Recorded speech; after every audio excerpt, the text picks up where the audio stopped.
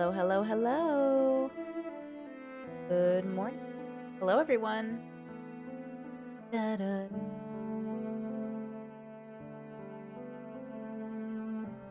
All right, Samantha Dragonati helping us start off this stream morning. Links in the chat. All right. Da-da. Got lots to go over today.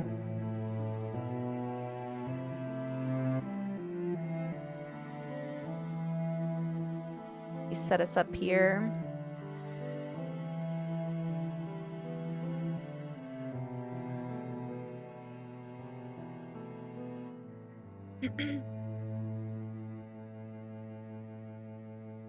We're going to go ahead and jump right in, starting with the Tate story that just came out. We saw it a few days ago on TMZ, actually. That's where I first saw it. And it had some leaked messages, but I was waiting for some other places like to report it, to bring some light to it. Because with TMZ, though I do think they have okay-ish reporting, there's a little bit of hesitation I have around their reporting. So we're going to go ahead and cover it through Philip DeFranco because I think he did a really good job of summarizing it. And just keep in mind that this is a new allegation, which I think is not a surprise to most of us, but it is a new person coming forward, a recent girlfriend. And look, some people might say, because I know my Discord and I were having the conversation this morning, if you guys want to support the content, please join Patreon, 18 plus, come have conversations with us in the Discord, share your ideas. You know, again, it's just it's open dialogue. I understand there might be some judgment that comes in when we hold strong opinions, but I think there might be a hesitation from some people to believe that this woman deserves some sort of like empathy or sympathy for being a victim of a kind of known sex trafficker. But I think what we have to recognize is under patriarchy and I think internalized misogyny, we tend to believe that men in high positions of power are somehow better than us and somehow hold the secret that we're missing out on. And I also think that there's this creation that comes up. There's this image of a man that comes about that says he's strong, but secretly vulnerable, and the right woman will make him less evil and less bad and less violent. And sometimes women internalize that and think, I'm going to be that woman. So I don't know this woman's motivations for dating Andrew Tate. I don't know why she put herself in that position. All I know is regardless of putting herself in that position, one of the other ways we can gauge whether or not he's an abuser is that if anybody is in his presence, they end up with bruises. They end up choked. They end up degraded. So regardless of why she put herself in that position, putting yourself in that position means probably getting harmed by Andrew Tate, which is what I want to focus on. Because again, Andrew Tate is saying he's innocent. He's saying he doesn't abuse people. He's saying he is a good partner. He's saying all of these things, but yet every time someone dates him, they have a story. So, you know, the pattern here is him, right? The thing we keep seeing is him. Okay, let's go ahead and let Phil give us a rundown and we'll get into it. Chat, Chat says your skin looks so good. How can you stay so glowy while always covering such horrible people? It's that plant-based diet, girl. It's that plant-based diet, you know? Thank you. I appreciate you. Okay, let's go ahead and check this out.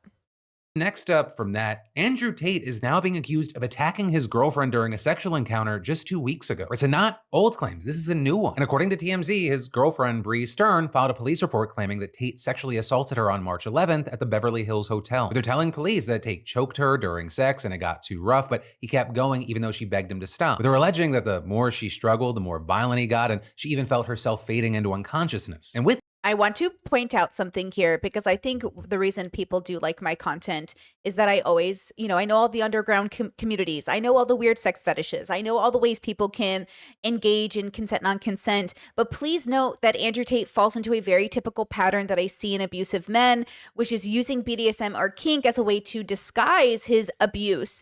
And notice that every time a woman comes out with a very similar allegation, because this is not the first time, the conversation always lacks a safe word. It always lacks him stopping. And it always ends with him feeling like he has the right to double down on his actions. He's never apologetic, right? It's not like a nice guy who's into kink, who's like, oh my God, I'm sorry, we'll use better safe words. It's like, fuck you, fuck your safe words. That's Andrew Tate's energy, right? So I feel like something that needs to be said out loud, at least from, because I know that's the excuse he uses. I know he always says like, oh, it's BDSM. It's okay.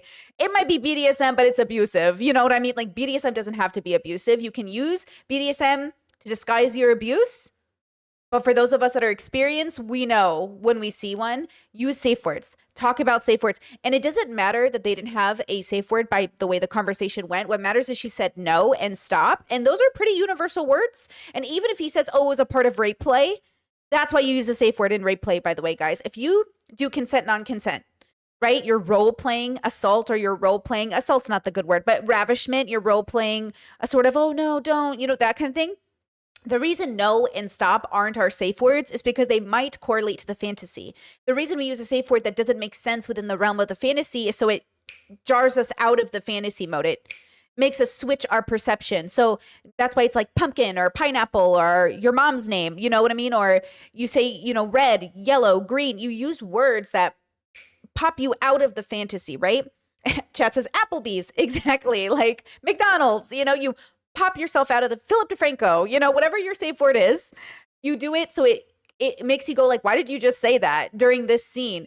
If she says no and stop, he's going to say, well, that's a part of our rape play. That's a part of the fantasy. But I think universally, all of us can at least understand tonality. Who knows? Maybe he's an autistic king and doesn't hear the tonality, but her stop and no should be real. Like, no, stop. Hey, no. Versus, oh my God, no, stop. Like, there is a difference in when we're in fantasy mode and when we feel like, hey, like, seriously, stop. This isn't funny anymore. This, claiming that the violence only stopped after Tate was done having sex, and after he fell asleep, she says she took photos of redness and bruising on her face, which TMZ obtained. And then she claims that a few days later, she flew to New York for work and visited an ER where she was diagnosed as post-concussive. Additionally, TMZ says that they obtained... Okay, here are the text messages. Because I want to beat the fuck out of you, you will give me a child this year, bitch. She said, why do you want to beat me? It's 12:30 a.m. in a room. I sleep soon. He said, what's the point in having you if I don't beat you and impregnate you? You should be thankful. Keep in mind, this is the same shit Andrew Tate's been saying for all of these years. This is Andrew Tate's MO. If you've read any of the leaked text messages from Andrew Tate over the last decade, they all sound like this. So he hasn't changed. He hasn't learned. He hasn't incorporated safe words. He hasn't incorporated consent. He hasn't incorporated anything that's necessary to have a healthy relationship, right? He said, you need to be hit. She said, why? I don't like it. What did I do? He said, you deserve it.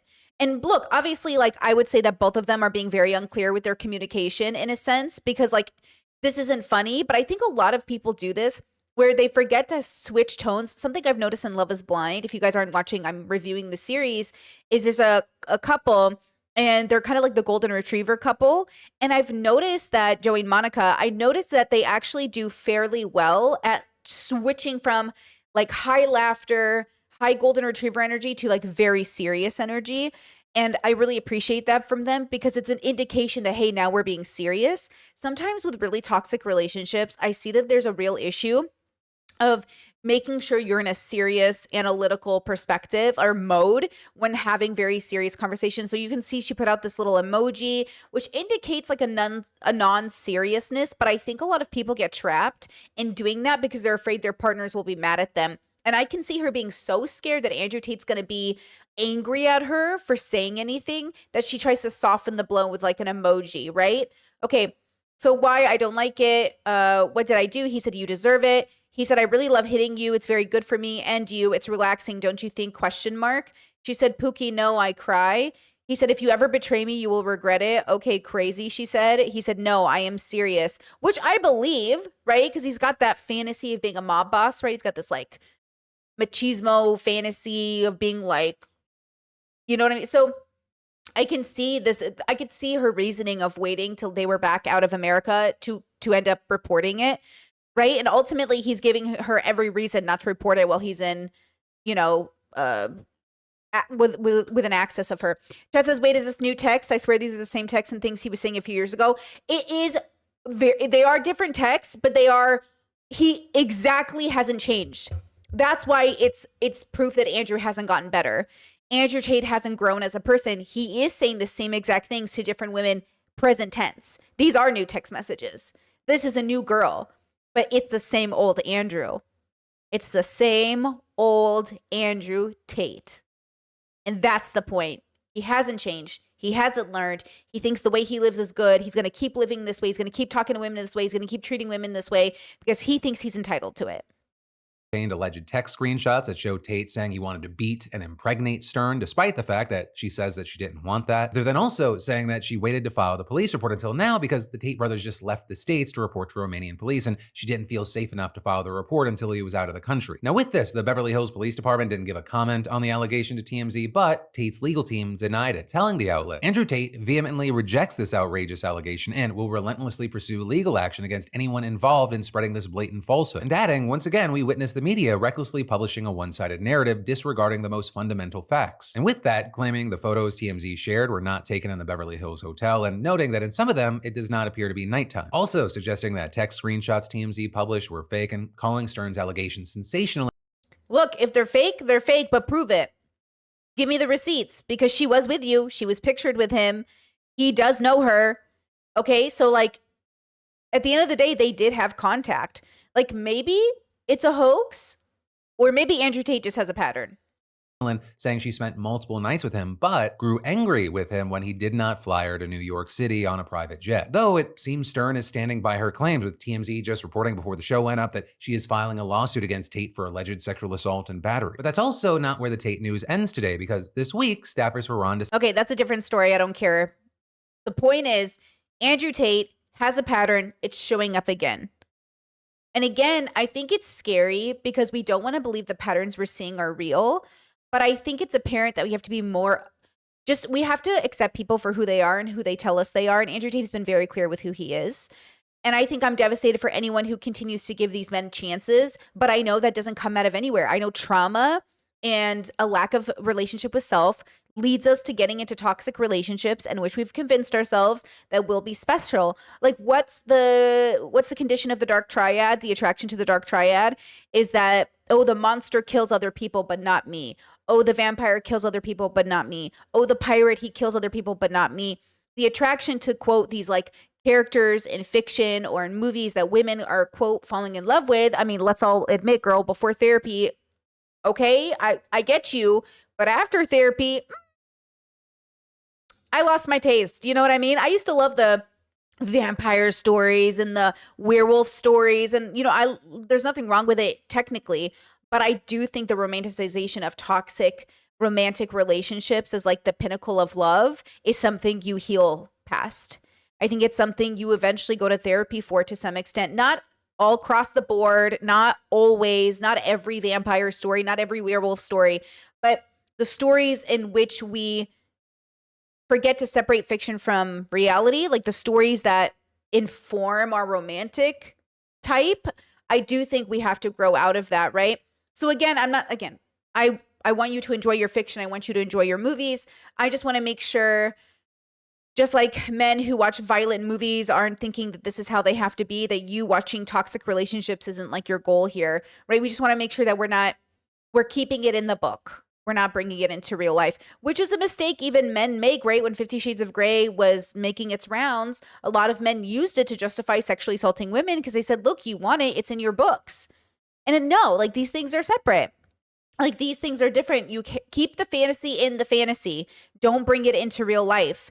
And if you recreate fantasy in real life, make sure you're doing it with somebody who truly believes in your consent and your safe words, your safety, whatever your thing is, whatever your standard of safety is, make sure they're on the same page as you. You know? And I think that's the difference here. I think that's what people are afraid of. You know, when people say like, oh, boys playing violent video games, people watching porn.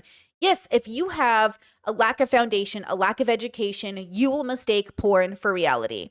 You will mistake video games for reality. That's not the fault of the video game or the porn. I think it's the fault of how we train human beings, right? For every person that's fucked up over watching porn as a kid, there's a kid out there who learned to have a good relationship with themselves, who learned how to find dignity in their sexual expression, who learned to have a more nuanced way of looking at sexual expression, right? So for every person that got fucked up over video games, there's another person that became an amazing artist or an amazing storyteller. It's not the thing, it's how we approach the thing. And I really think we are badly approaching life itself, let alone our hobbies, but like we are badly approaching these things.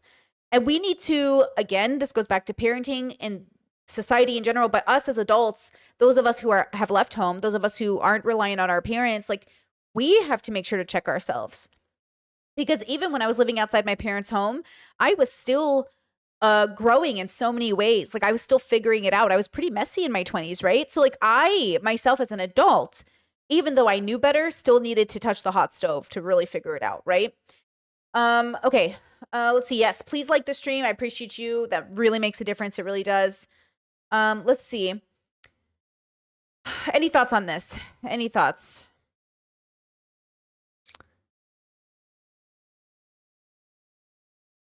I do think society will move in a direction in which they do want to be self-aware. I was watching some content about Gen Zers separating into two categories of like more conservative and not, and like a lack of self-awareness, or there were progressive content creators arguing that Gen Z isn't as progressive as they think they are because when it comes to it, they kind of like don't care or engage. And I do think that they're just young and want to do what's good, but when they actually have to show up might feel a little hard for them. But I don't think this is a universal experience. I just think it's pockets of the bubbles we're interacting with. And so I think we have to remember that too. And this is why I think at this time, let alone like the men who are fans of Tate, there's going to be women who are still interested in dating them. No matter how much I scream from the rooftops, do not date these men.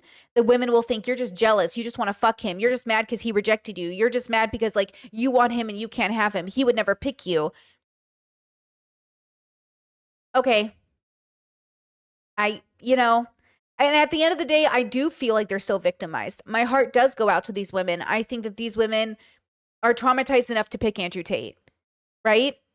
And they're going to pick whatever narrative they need to justify their reasoning for being with him. But I hope that they get better. I hope that they go to therapy. I hope they realize they deserve so much better than a man who would threaten their life so casually. I think they deserve so much better than that. I think everyone deserves something better than that. Not in a philosophical sense, but on a micro sense, person to person, society to society. Yeah, I think you deserve more than abuse. I think everyone should want to deserve more than being abused. Okay, one last thought on this.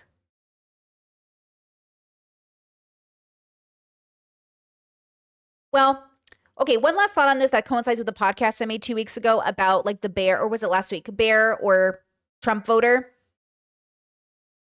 This is why we say picking the bear might be better. Because a bear has a high probability of just like leaving you alone. But when you talk to men, when men take polls, when you get men in isolated situations, they kind of have the thought process of, if no one's watching, maybe I would. And I think about that all the time, about doing the right thing when no one's watching. And that's going to be subjective, but there are just certain things that regardless if you do them in private or in public, they're just like always kind of bad. But even that's subjective. And I think that this is just another example of why men rise to power so prominently, as another reasoning why the patriarchy is well and alive. So when men have the audacity to say to you, like, men are the underdogs, men don't have rights, like women are so in charge of everything, it's always about women. Like, just a reminder of all of these powerful men who are in charge, and all of them having records, all of them having reputations. Like, again, people want to use this rhetoric of like, yeah, but what about all the women? What about them and where are they? Because right now the news cycle is obsessed with a very few amount of men, and all of them have some sort of record or some sort of pattern of abuse, some sort of reputation in communities. And I need to see the group of women you think have the same amount or same amount of, I guess, the same level of reputation. Now, obviously on this channel, we don't worry about gender as like a binary concept, except within the two bubbles that make it prominent and important. So obviously I don't think men are inherently born bad, but I think as long as you uphold the patriarchy, male or female, you're running into this, you're just contributing to the problem. Like you're contributing to the problem that we're all facing, and you're making it harder. But also, man, as I continue through Love is Blind, guys, this episode I'm editing right now, I'm going to get it up soon for you guys. Even the women who sit there with their tattoos, fuck the patriarchy, keep upholding the patriarchy by staying with men who are obviously not good for them, right? And again, no spoilers, but also I want to make that podcast about like, why do women uphold the patriarchy? And because they don't know any better, like women are trained to uphold the patriarchy as much as men are. It's just women might have a larger chance of deconstructing that because they are faced with they're faced with the reality that it doesn't benefit them every day. But don't get it twisted that women who date Andrew Tate, they participate in uplifting the patriarchy and maintaining it. And the patriarchy does nothing but time and time again abuse women, abuse femmes, abuse gay people, abuse queer people. It's just so obvious. Like, it's so there. So I guess that's why I caution people to pick the bear over the Trump voter ultimately. Because ultimately, if you're willing to vote for Trump and support Tate and be a McGregor fan, then you are willfully ignorant or blatantly abusive and misogynistic, and both are bad. Both are dangerous. Like, both are incredibly dangerous. All right. Any last thoughts? Oh, let me get you this Phil link so you guys can check out the whole Phil video. All right, there's Phil's link. You know, speaking of people in the White House, speaking of scammers, I found this channel that I'd never seen before. Huge channel. And I had never seen them before. And I'm a little confused at why their channel is so huge. But their views are like nothing. Like their views are very like tiny. Like I'm very confused. Like less than 20,000 views a video, but over 1 million subbies. And I'm like, I don't know what this is, but I love how consistent they are in posting. I just found their channel for the first time. This is called Watchlist TYT. Do you guys know them? They have this video on the Trump Faith Advisor. And I just want to kind of cover this in case nobody's seen it, in case nobody's aware. Because again, I think there's like this, not that my audience would have very many people, but there's this blind spot with Christians or religious people. Maybe you can show this video to your family, where they want to believe that like Trump is somehow pushing their religious agenda when he might be doing it in terms of a deal, but he's never going to keep it up if it doesn't if it doesn't work with him. But also how corrupt these Christians are, how corrupt these evangelicals are, how corrupt these people are. So let's go ahead and watch this video together because I think you might find it interesting. Let me also get you guys a link. Let me get you a link. All right. And then we'll watch this together because I was... Girl, it's on 1.2 speed, just FYI. God on Passover, starting on April. And I believe that when you honor God on Passover, starting on April 12th at sundown, through Good Friday on the 18th and concluding on Easter Sunday, you can receive these 7 supernatural blessings for you and your house, according to Exodus 23. Oh, man. God will assign an angel to you. Amen. He'll be an enemy to your enemies. Ooh. He'll give you prosperity. God will be an enemy to my enemies. Think about that. Enemy to my enemies. In my philosophy, you should have no enemies. See? Isn't that interesting? Christians love an enemy. Jesus is like, yo, not Jesus, God, sorry. God's all like, Jericho, you gonna fall, Jericho. You know what I mean? Like, you should have no enemies. A religion that preaches enemies, not interesting to me. He'll take sickness away from you. He will give you long life. He'll bring increase in inheritance, and he'll give a special year of blessing. Ooh. You're not doing this to get something, but you're doing it in honor to God, realizing what you can receive. For your special Passover offering of $1,000 or more as the Holy Spirit leads, you will also receive the beautiful 10-inch Waterford Crystal Cross. Don't miss your moment to release 7. Yo, I kind of miss these commercials on television. I don't watch TV like that, but like I kind of miss these. 1-800, get your holy water now. My favorite scammer was that guy who was selling holy water through the mail. Supernatural blessings and provision into your life. There goes Donald Trump's faith advisor, Paula White, selling several supernatural blessings to people for the low price of $1,000 or more. But you have to pay up before Easter or you won't receive your blessings. You know, it's pretty obvious why this false prophet selling blessings is so close to Donald Trump. I'm proud to be partnering with my very good friend Lee Greenwood. Who doesn't love his song, God Bless the USA, in connection with promoting the God Bless the USA Bible. This Bible is the King James Version and also includes our founding father documents, yes, the Constitution. By the way, as Catholics, we don't use the King James Bible. We don't use the King James Version. So that should be the red flag to all the Catholics who voted for Trump. Girl, he's not on your side. He's a heretic. He's, you know what I mean? which I'm fighting for every single day, very hard, to keep Americans protected. Also, the Bill of Rights, the Declaration of Independence, and the Pledge of Allegiance are all part of this. God bless the USA Bible. And it's very important and very important to me. I want to have a lot of people have it. You have to have it for your heart, for your soul. All Americans need a Bible in their home, and I have. Chat says, which Bible do the Catholics use? Well, not the one made by a man. Well, that's a joke. King James literally went and redid the Bible himself and was like, here's my version of it. And I was like, so the church, when Luther went and pulled out from the church, right, the Catholics had their own version of the Bible. Obviously, all Bibles have books that are in the Bible and not in the Bible. Some books that are authentic. What's this word? Authenticized? Like they're authentic and not authentic. What's this word I want? You know what I mean? So like there's like this irony between Christians in which we've all separated and we all use different books, you know, authenticated. Thank you. We all have all these different books. We have all these different, and I'm sitting here like, hello, if you can make a new book, girl, maybe just make a new religion. You know what I mean? But like, and then in Assyrian culture, we have the Orthodox sect that follow the bishop. And then I think he has another name, there's another word they use for him. Then there's the Roman Catholics who go by the Pope. Then the Catholics don't even use the Bible as their scripture anyways, right? We have like the catechism, we have other like documents. The Bible is just one way to look at the faith. But Christians, from my understanding, correct me today, Christians, like the Bible is their thing, right? Catholics don't care that much. Like I have a Dewey Rames Bible. I have my Bible that my mom gave me as a young person. I still have my Bible. But like our Bible it's like the word of God, but it's not like the end all be all.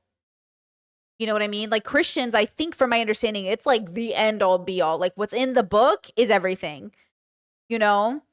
That's from my understanding. But see, I'm so outside of the Christian bubble because I've only ever been Catholic. I don't really know much about like other Christian sects, funny enough. Many. It's my favorite book. It's a lot of people's favorite book. This Bible is a reminder that the biggest thing we have to bring back America and to make America great again is our religion. Christians are under siege. We must protect content that is pro-God. We love Content? God, and we have to protect anything that is pro-God. We must defend God in the public square and not allow the media or the left-wing groups to silence, censor, or discriminate against us. We must make America pray again. He pushes Trump Bibles to make money and somehow fool people into thinking that he has a sliver of a care about their belief system, while Right. Paula White claims an influx of godliness in the White House just because she's there. Wherever I go, God rules. When I walk on White House grounds, God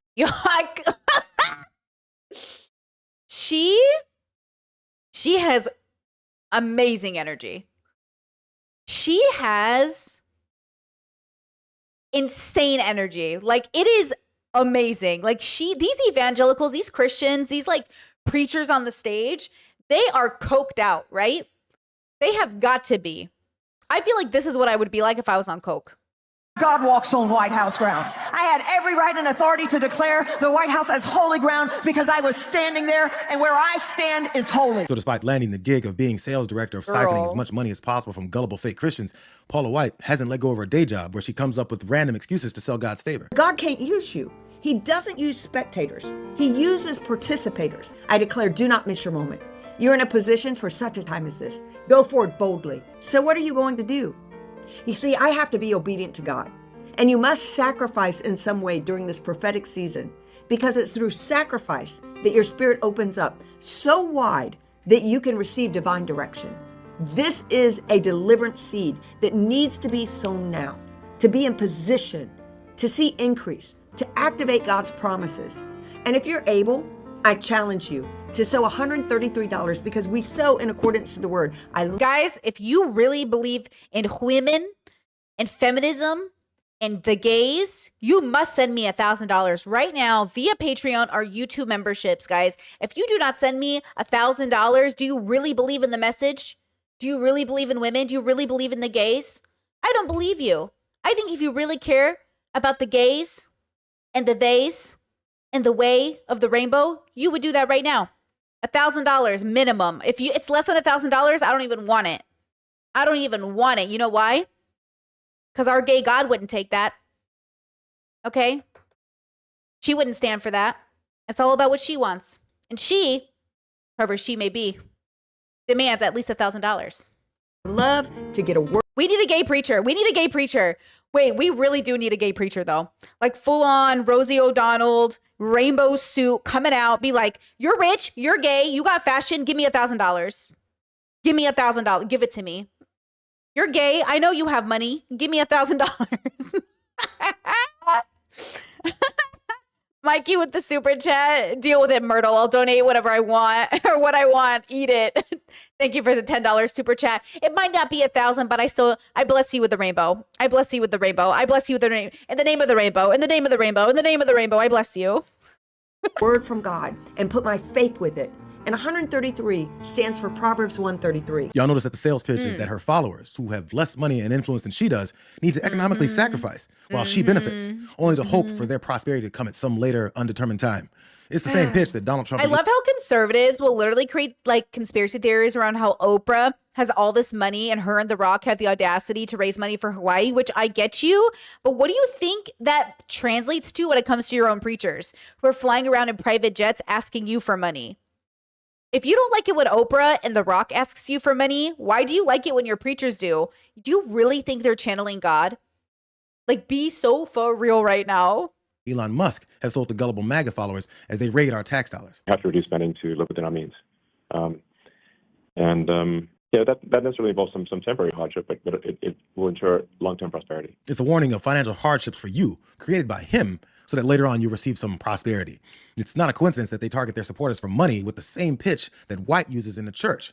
They know it works on a certain kind of mark. So some of you need to sow a seed now. Come on, some of you are at a place of altar. You've got to be at a place of sacrifice. When it's the hardest is when it's sacrifice. Then some of you need to be at a place where you're just obedient out of covenant. And then God says, okay, now I'm going to open up your eyes and you're going to get a vision. And there's going to be a mental picture. Come on. There's going to be revelation is what that is. If you have spiritual blindness, you're never going to get there. And part of the problems is some people have spiritual cataracts and spiritual blindness. But those cataracts are falling off. I'm already preaching my message. The vision is coming forth because God has a plan for your life. God already spoke to me what I'm to write out. You're going to write your checks to Paula White Ministry. You want to text.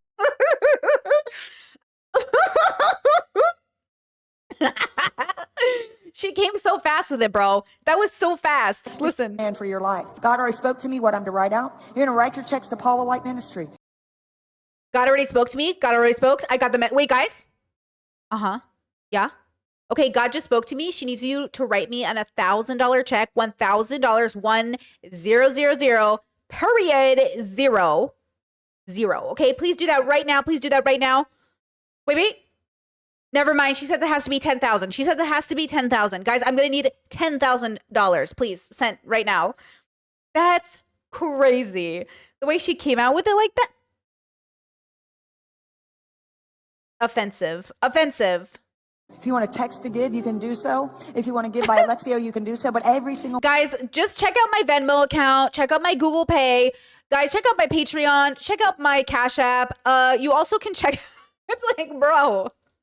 person gets next she's gonna be like, check out my OnlyFans for those of you who are a little devious. Something significant. Father, we just ask right now that you would speak with clarity, because some of us are going to build an altar. That altar, maybe that's a sacrifice of $50 or $100. Maybe it's $1,000. Whatever it is you speak. Maybe it's $10 million. We aren't doing any Jesus junk. We don't do that kind of stuff. We're simply being obedient. So when you take the puzzling number of people that fall for her begging for money under the guise of being a vehicle of... This is like, didn't Andrew Tate kind of do something similar where he's like, you're a bitch, send me $1,000. You're a bitch. I fuck children. Didn't Andrew Tate say that? I swear to God, he had the same thing where he's like, you're a bitch. Pay for the war room. Pay for it. What are you, poor? Are you poor? I grew up poor.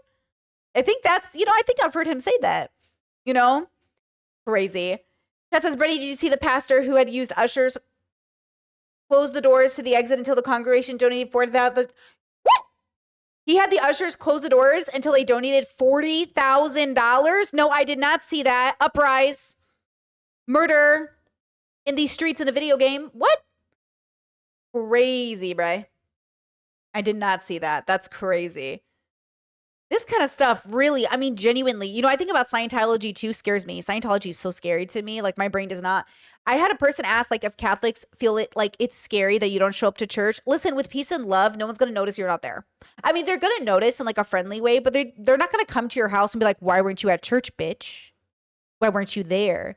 And that's why I think I've always appreciated Catholic energy, because for me being there, it just felt like such a choice. It just felt like nobody cared. I mean, people would feel bad for you, like, "Oh, you fell away and like you're not with Jesus right now and I feel bad for you." But they wouldn't like come to your house, at least not the Catholic I was raised as, which is, it's like you could switch churches every week and nobody would give a fuck.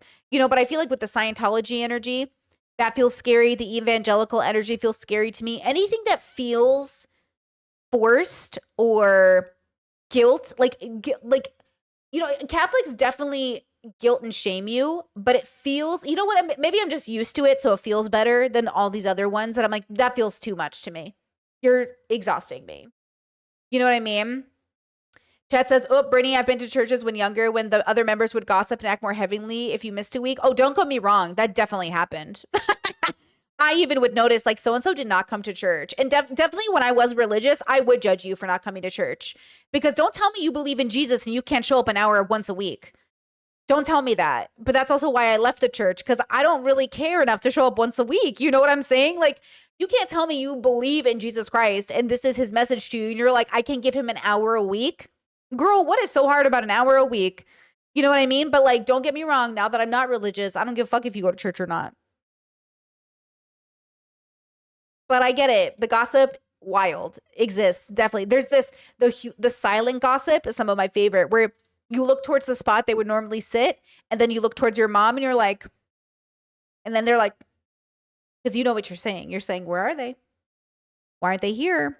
Oh, it's Super Bowl weekend." My mom and dad were always like, "It's Super Bowl weekend. Nobody's at church this weekend." And I was like, I love that you chose football over Jesus. That really says I believe in this religion. That really says I believe in Jesus. That cracks me up.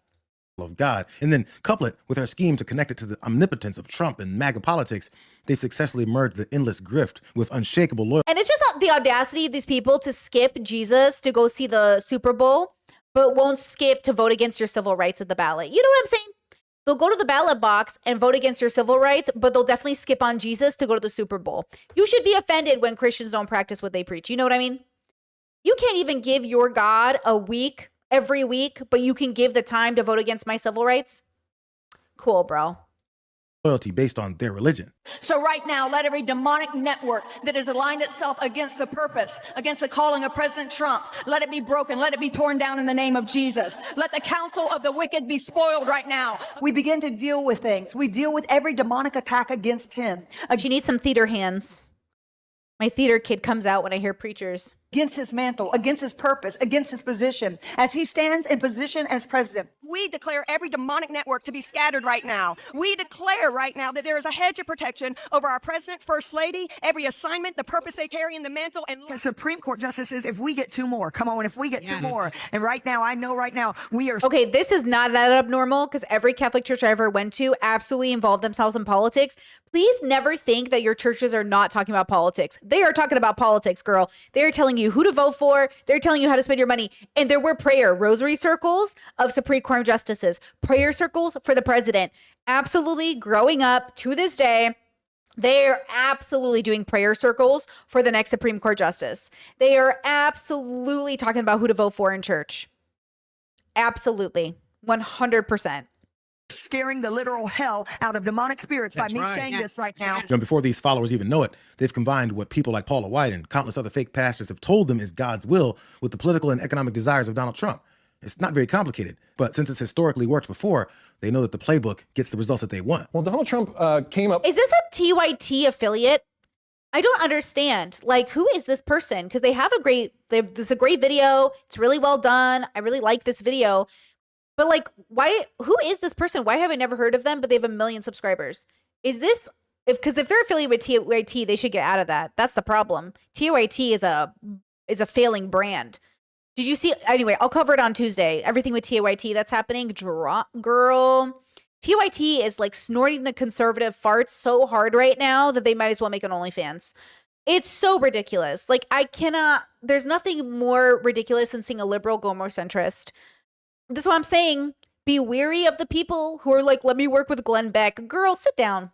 Studying televangelists, actually. His spiritual advisor, Paula White, describes in her book how he has studied televangelists for years, has studied their skills, studied how they preach, how they teach, and I think in many ways he tries to mimic them in his speech. So there's a kinship in the way that he speaks. This is the realm of televangelists. We're talking about this non-denominational, charismatic space that's pretty amorphous, very open to new experiences, new forms of Christianity, and they have gathered around Trump. They've seen him as a vehicle for their own power, as someone who is backstopping their movement, someone who will defend Christianity, even though they recognize he's not a good Christian. They think that he can be a champion for them. And because they have all these prophecies about him coming out of prophets in their movement, they believe that he has a special anointing to lead America, to redeem America. 100%. All marketing is a bit of art. 100%. I've heard it from my own Catholic bubbles. I've heard it from people in my life. Like, they think God is intervening through Trump for something better.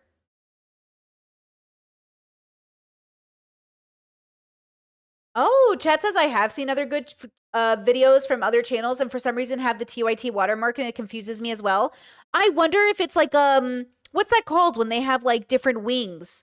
Like, I wonder if the channel's heavily sponsored by them or something. That's interesting, actually. Well, speaking of Trump, I found this YouTuber called Things Your Mom Should Have Told You, and I was like, oh, and she has a video, shortish video called I Won't Excuse Ex-Trump Voter Supporters Because I Was a Flight Attendant. And I'm not, it's like a really weird title, but I was intrigued. And I started to watch it on my own. And then I was like, I want to watch this to stream, because I think it's another way to have a conversation that we've been having, which is like holding space for compassion and forgiveness, but knowing your place when it comes to it. And I love the title of I Won't Excuse, because excuse is different than forgiving or feeling, compassionate. And so I'm curious about her opinions. So this is Things Your Mom Should Have Told You. I'll go ahead and link her video in the chat. You guys can check out her channel, because very interesting title. I am intrigued, miss. Let's check her out. I will not pardon Trump supporters. You know, the ones who are saying, I supported Trump, but this is not what I wanted. It's not that I've built a wall. Rather, it's a guideline that I set to protect my well-being. I'm not being selfish. I'm not being mean. I'll still work with them. This is more like an awareness. It took me a while to get to a place where I decided that I would not give them grace.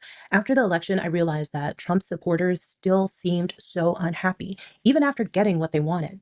I spend more time on Facebook than I used to. There are expat groups that I'm a part of, and I like going through the posts to see what's happening in my area. Of course, when I log on, I see people that I'm connected to who are Trump supporters. I was always of the frame of mind that their life experiences led them to different conclusions from mine.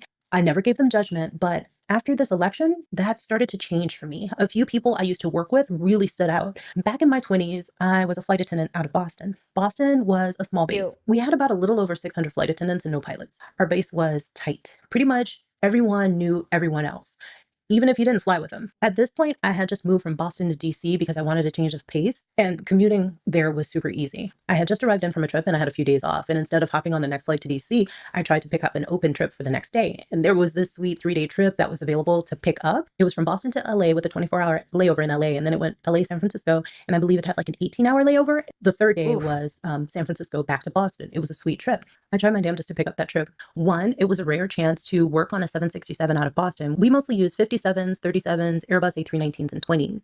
Two, it was extra money while doing a super easy trip during a time of year when the flight loads were light. As hard as I tried, I couldn't pick up this trip.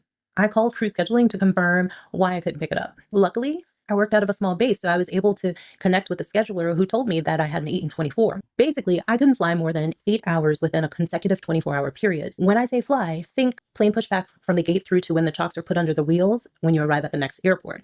For my aviation folks, I left the airlines back in 2006, so I don't know if any FAA rules have changed since. Let me know in the comments. I was illegal for this trip by 1 minute, so I searched for some other trips to see if there was anything I wanted. There wasn't, so I gave up and I headed home to my place in DC. The next morning, I went downtown in DC to meet with somebody about a temp job they needed help with. And while I was there, my phone started going crazy. And then everybody in the office that I was at went into the break room to look at the TV. So of course I went with them. The news was nuts. The office was a few blocks from the White House and it was evacuated evacuated. This is a day I will never forget. Boston was a really tight base and it was really hit hard. It was more than just flight attendants. It was the time of year when airline employees traveled because back to school meant lighter loads, which gave better access to flying benefits. On that flight, Boston lost flight attendants, we lost customer service agents, we lost mechanics. So when I see my former colleagues from Boston on Facebook, some of them who have since earned their wings as pilots, when I see them supporting the cuts to the FAA, how could I forgive that?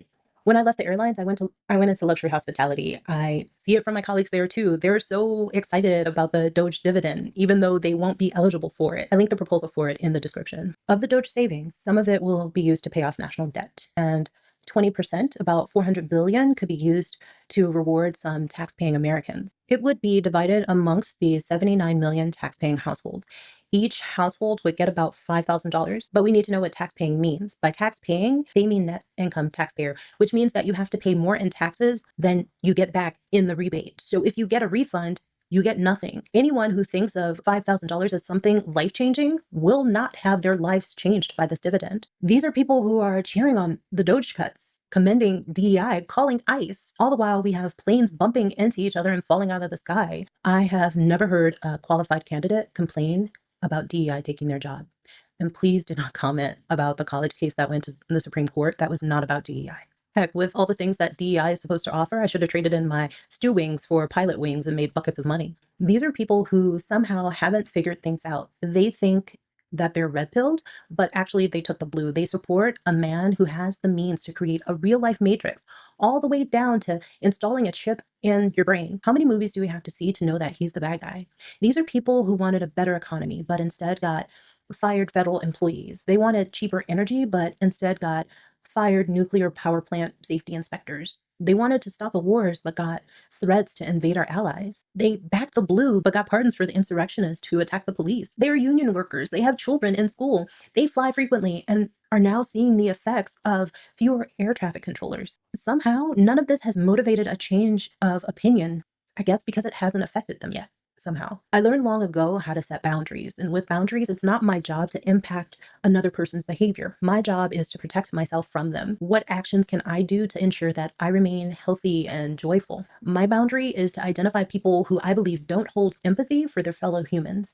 Then I remove their access from me. Trust is like a broken mirror. You can glue it all back together. In the reflection, there will always be cracks. Maybe I would have different guidelines if I had to consider family. Frankly, these folks have used up all my stores of any courtesy that I ever had. In the spirit of being self-centered, my boundary is people who voted against me, and African American, the wife of an immigrant, a woman, a mother. Had we vilified the supremacists after World War II, I think some of the hate that we see now wouldn't be so prevalent. Maybe the focus would have been directed at the real villain, the real problem. It's like Lyndon B. Johnson said, if you can convince the lowest white man he's better than the best colored man, he won't notice you're picking his pocket. Hell, give him somebody to look down on and he'll empty his pockets for you. As I see more and more salutes, they remind me to protect how I trust. There are so many new people here. Welcome to this community. This channel, it started out with me sharing my experiences as an American in Spain. After I saw the results of the election, I was motivated to make an impact. Here, I will relate my experiences to current events. My goal is to make 8 to 15 minute videos each week for this channel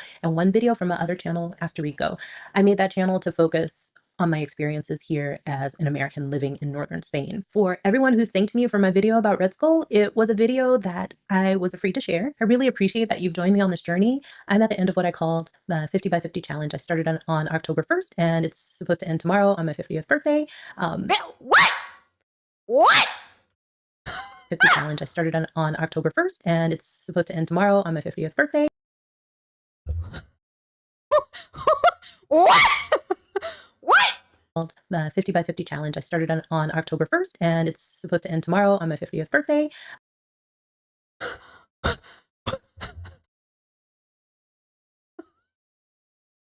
What?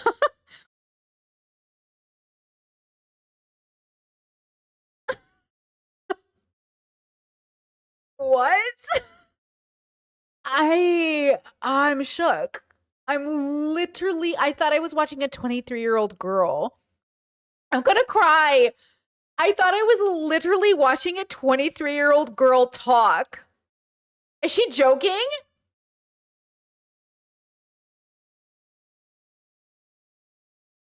I won't hit the 50th video by my birthday. This is video number 48. I did pretty darn good. Anyways, YouTube says that you should watch this, but if you want to watch this instead, that's okay. Okay.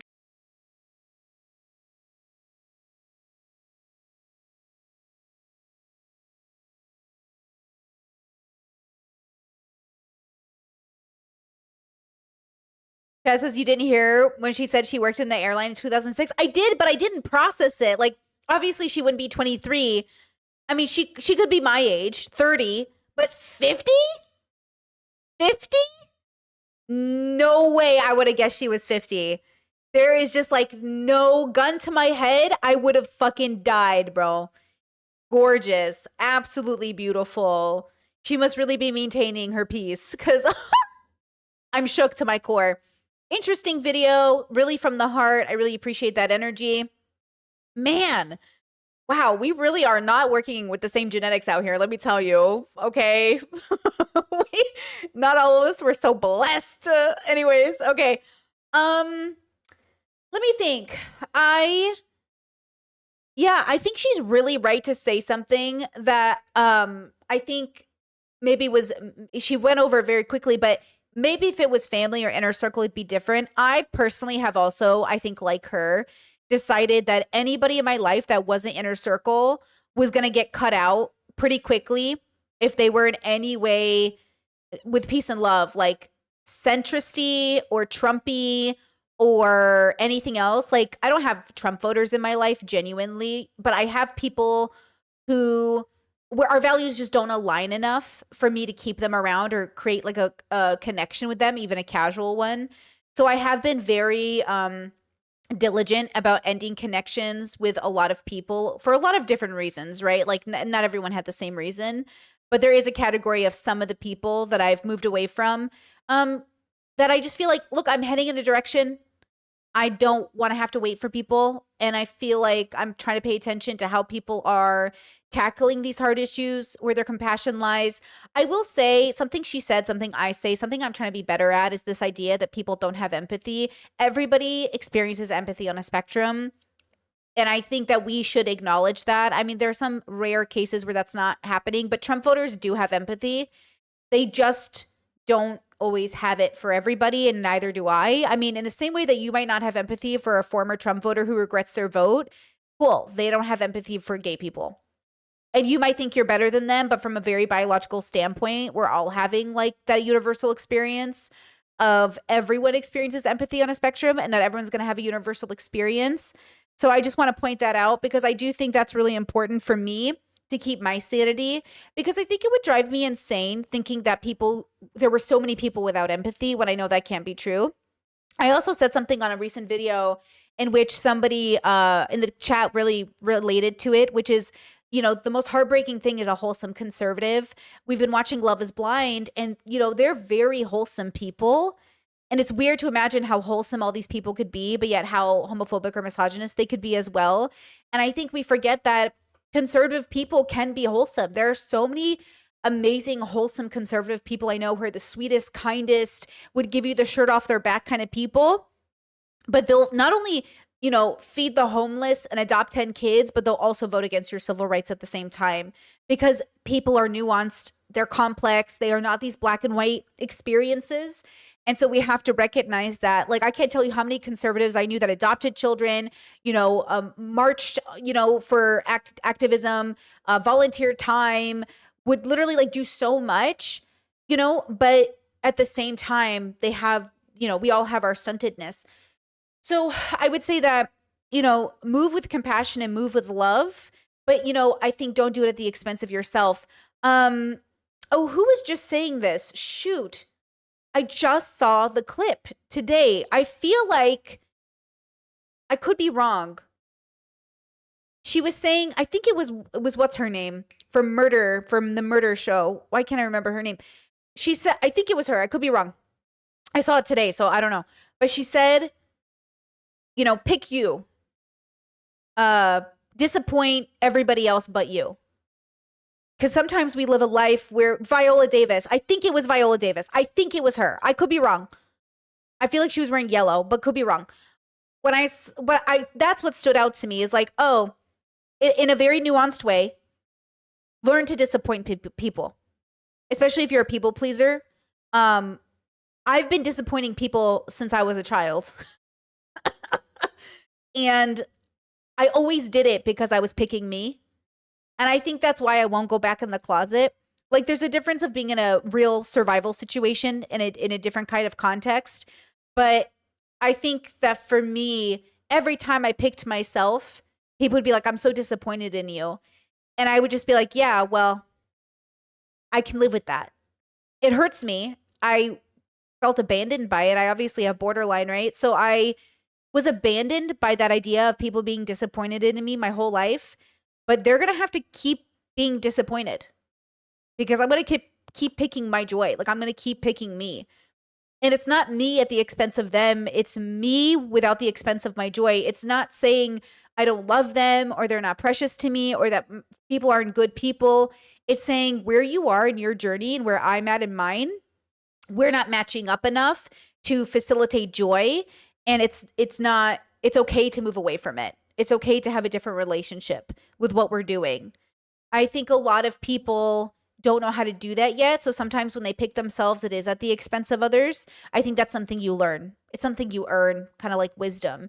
You learn to pick yourself without it being at the expense of others. Now, they might internalize it, that it's at the expense of them, but that's between them and their therapist.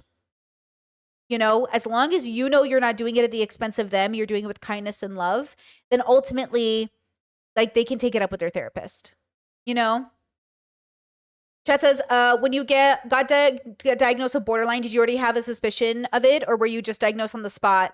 I didn't know what borderline was when I got diagnosed with it. Like, I had no preconceived notion of it, really. Like, you hear about it in film, like not Gone Girl, hello, Brittany. The one with Angelina Jolie and Winona Ryder. Like, I watched that movie a lot growing up, but I never really internalized it as borderline. So what I learned about it, I never thought about it that much. I wasn't expecting it. I did not go to therapy thinking I had it. I went to therapy. Girl interrupted. Thank you. I went to therapy knowing something was wrong because no matter what I was doing, it wasn't working. And I was like, something is wrong.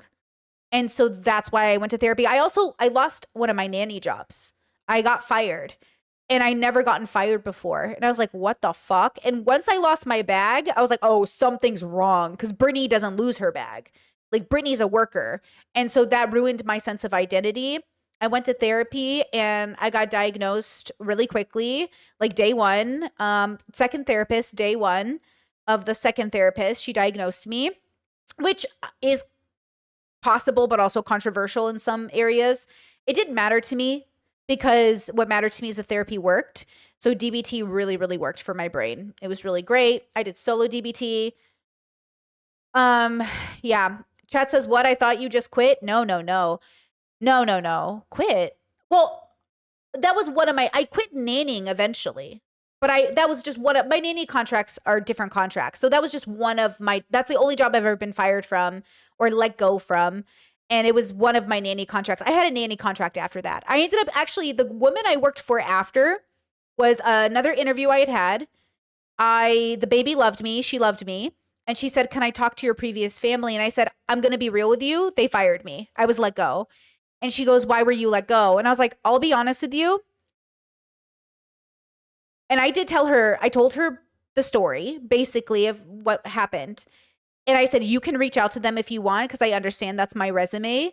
But if you talk to all the other families I had before them, they will also speak very highly of me. I just think this family and I we were not compatible. It was pretty bad. And I was at a pretty low point in my life. And she called everybody except that family. She said, you know what? In my career, I've worked with people I haven't gone along with. As long as every other family I talk to loves you, then I love you because you feel really safe to me.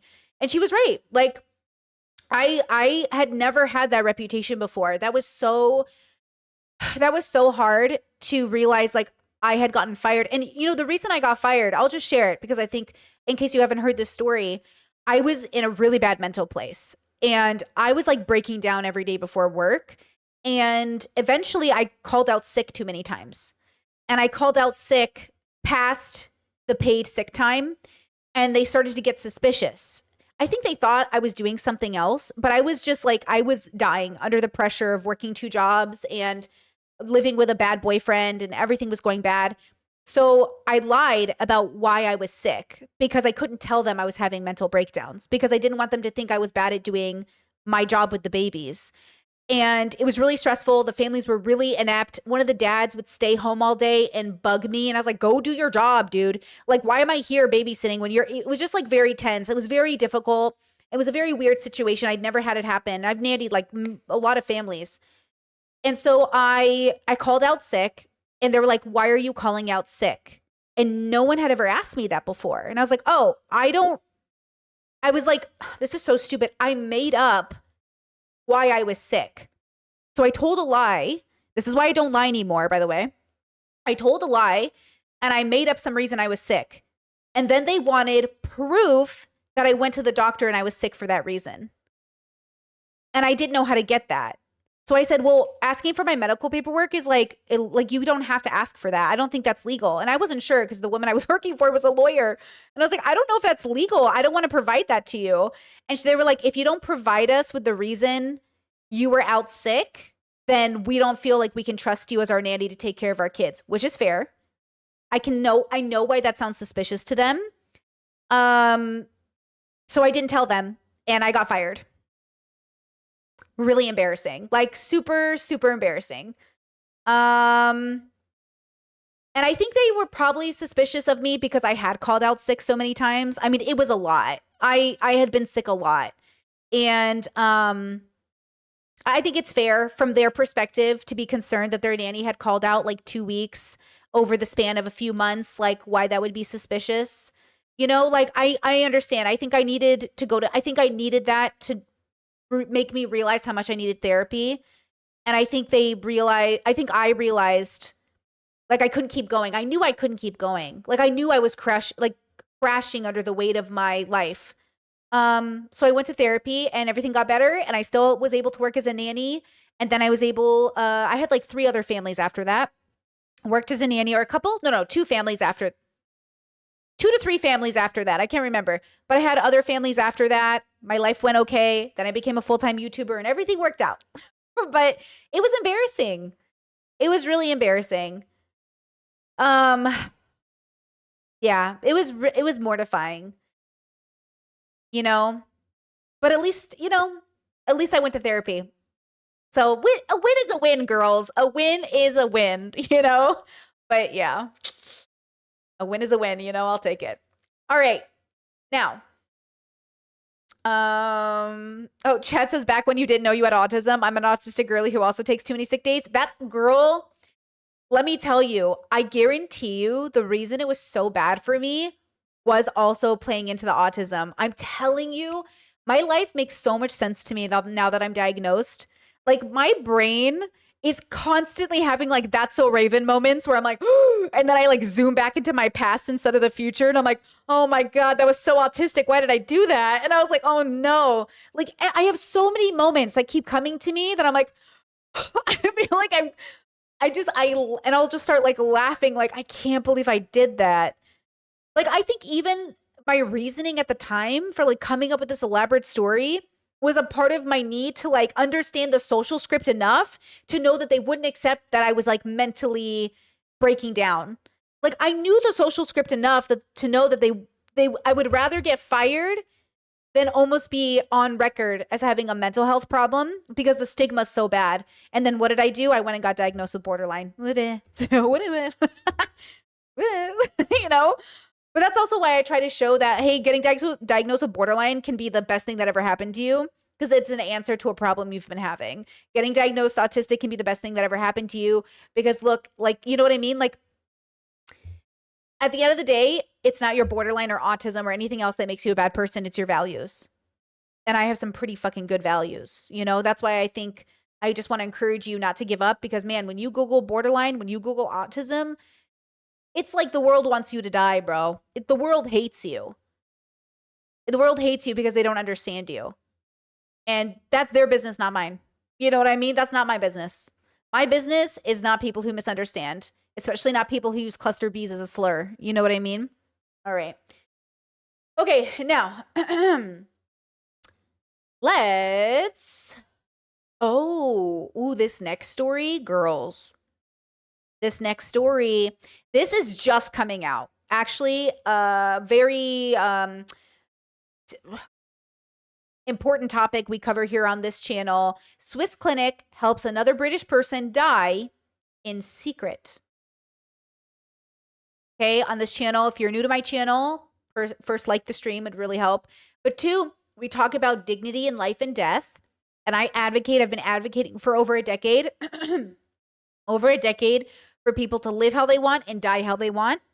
I think there is a clear difference between suicide that feels like a pressure, like I have no other choice, and a chosen death that feels like it's done with dignity. And so I want us to listen to this story of an example of the possibilities that we could be, that people could be having, access to if we gave people an opportunity to really seek out care that made sense for their life, maybe. Okay, I haven't fully watched this video on my own. I stopped watching it once again to watch it with you guys. You know how much content I start watching and I go, this is too good. We're going to watch it on stream. I think about you guys. You're always on my mind. Okay, let's watch this. Fit, adventurous. She was one of the most healthiest people we know. Anne was 51 years old. The full life she lived All the kitties' little toys is now being packed into boxes. These say grandchildren's toys? Yeah. Her brother and sister thought she'd be returning home from a Swiss holiday,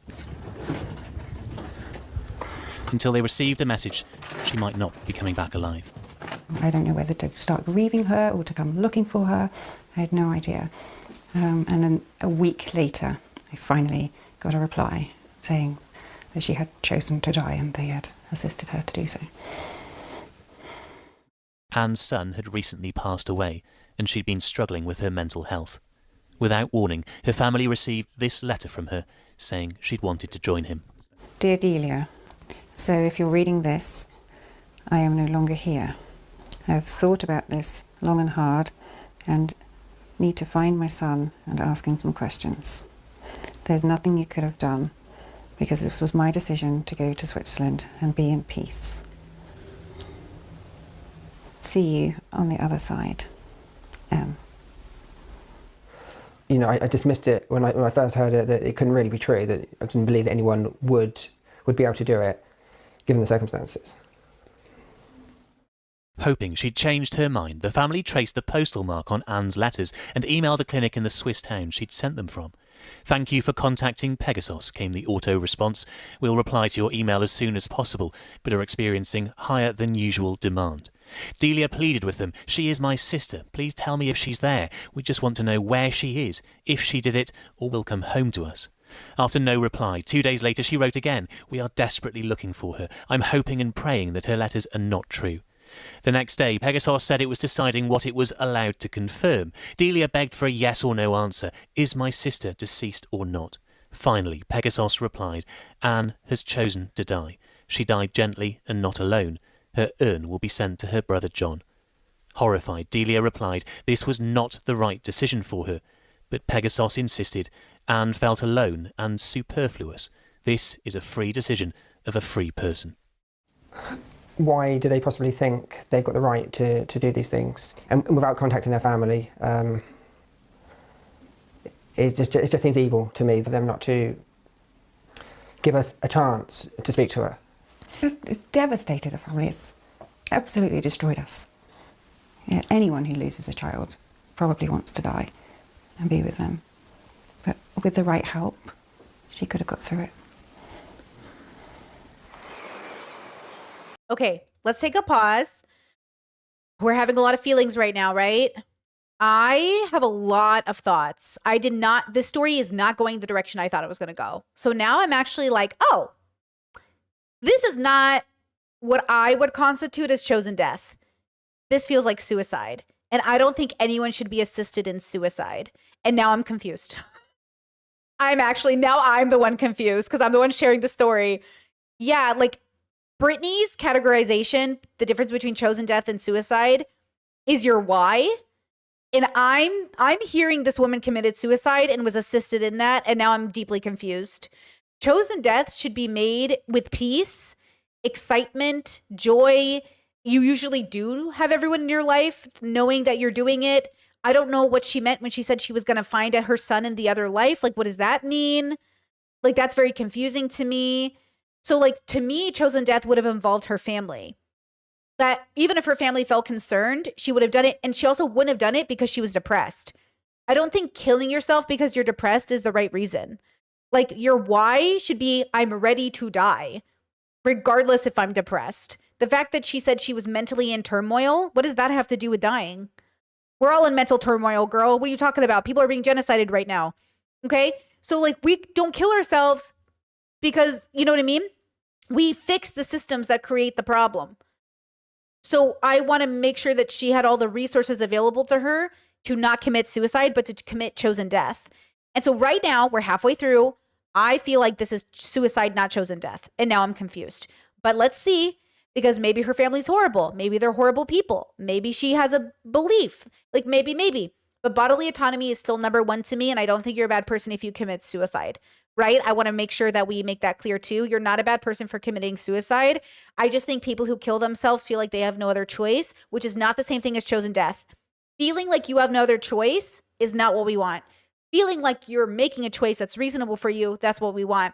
I don't know which one she is. If by the end of the video I have a different idea, but let's see. Instead, Anne decided to take a journey we've traced once before. Wonder what he was thinking. Let's hope he was happy. Last year, we took the family of Alistair Hamilton to the Pegasus clinic where he died. I mean, it's not exactly what I envisaged. Like Anne, there was no terminal illness, and he hadn't told anyone. Not the best place to be for your last view of Earth, is it? Bless him. At the time, we secured the family a meeting with Pegasus, who promised to change their policies. Now, when someone comes to them on their own, they will make sure that the family has been informed. In situations like Alistair's, Pegasus promised they'd always phone family members in future. But Anne's relatives say they never received a call, and the Hamiltons feel betrayed. Well, I don't think that's a good policy. I don't think it's a good policy to say you always have to contact the family. I don't think the family has a right to stop you from killing yourself. I think that's a bad policy because we don't know that the family is good for them. What if the family's a bad family? You know what I mean? Same way I don't want families to be involved in people getting surgeries because, like, what does my family have to do with my life? It's my life, my body. So I don't think that's a good idea. I don't think the family should be notified. I think your therapist should be notified. I think a mental health professional should be, like, enough doctors. We should have the right clinicians, the right educated people who are already okay with this, but also want to, like, you got to talk to somebody who's okay with you killing yourself as long as it's for the right reasons.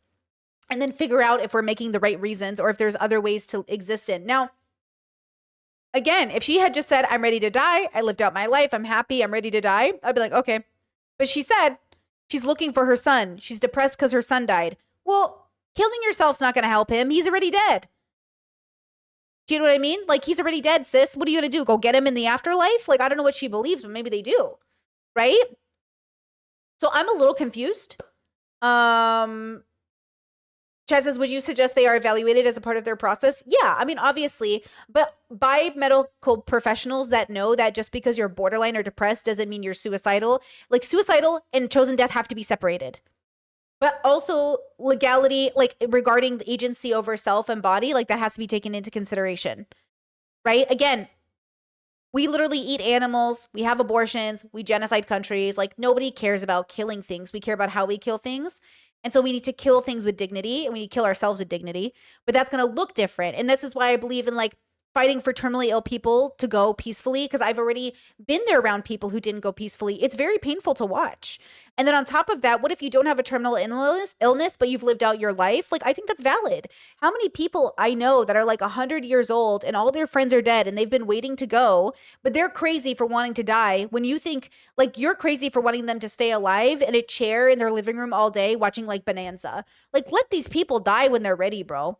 And the fact that, like, you think they're crazy for wanting to end their life after they lived here longer than you've ever been alive, like, we do not believe in the dignity of humanity. We're so undignified. We give ourselves way too much credit. Like, humans give people way too much credit, right?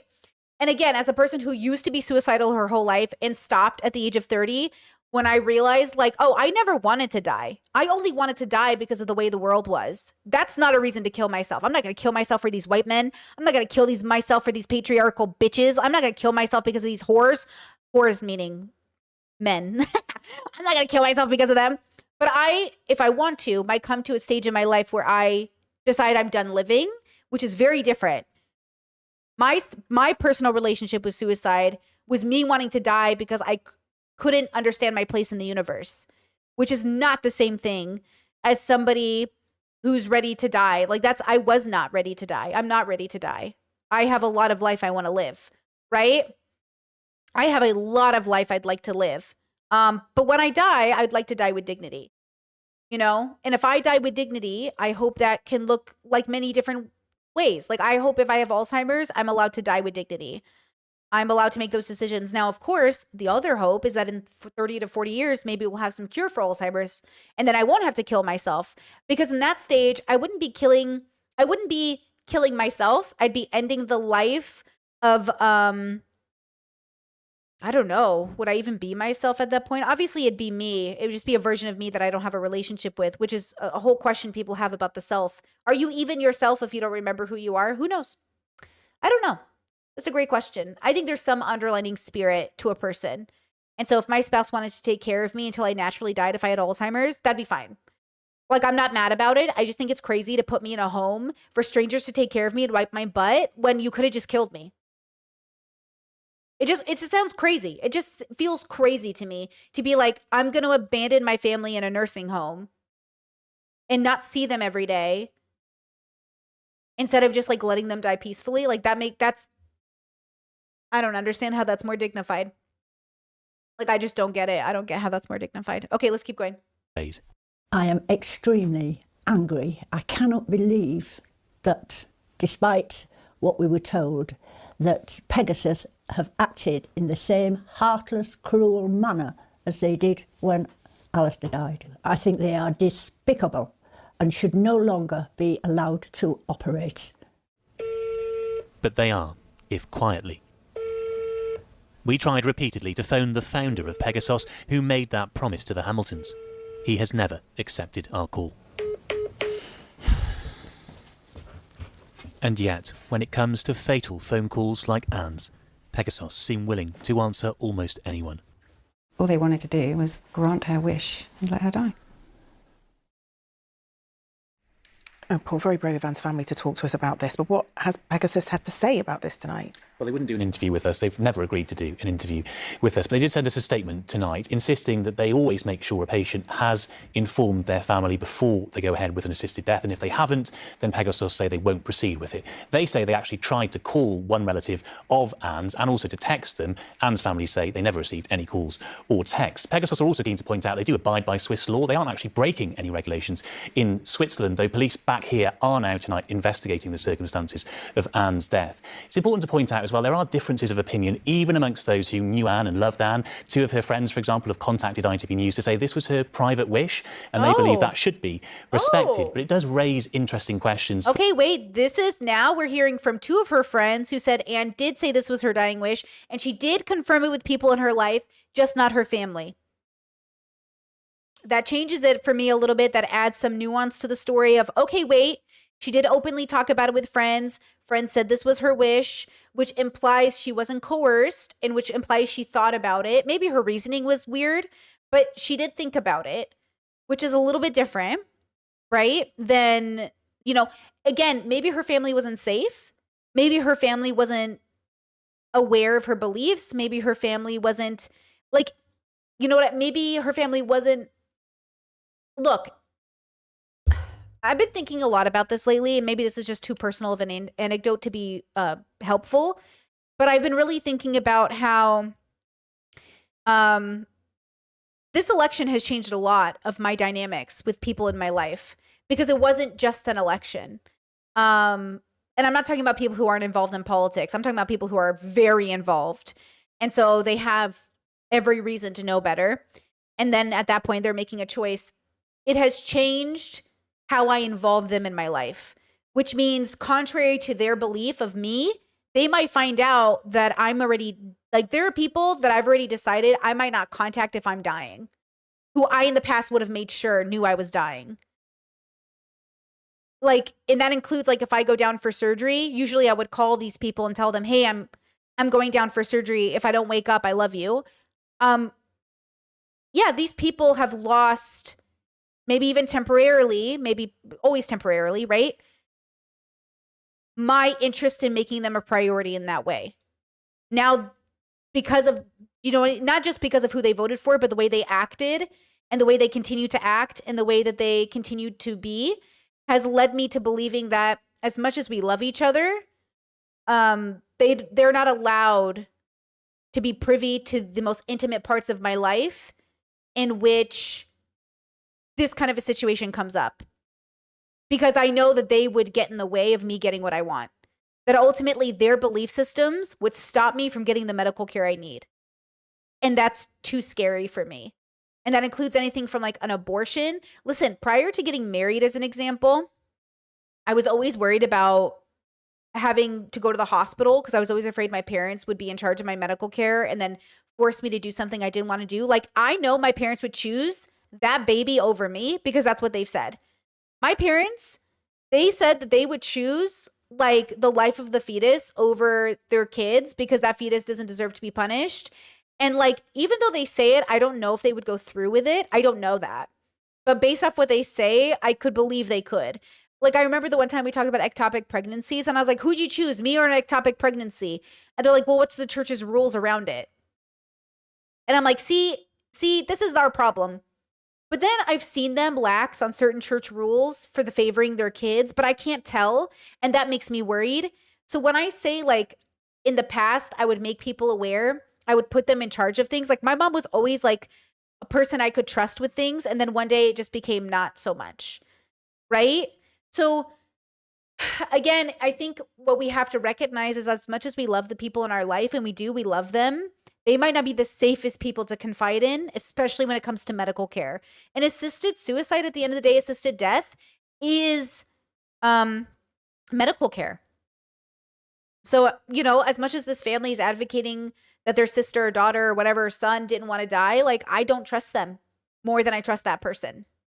For the bill that's proceeding through Parliament in England and Wales, attempting to legalise assisted dying here. That bill wouldn't apply to Anne. In England and Wales, you'd have to be terminally ill in order to have an assisted death. But what kind of information should people share with their families if they are seeking an assisted death? The bill as it stands suggests that doctors should advise patients to raise it with their loved ones, but they don't have to.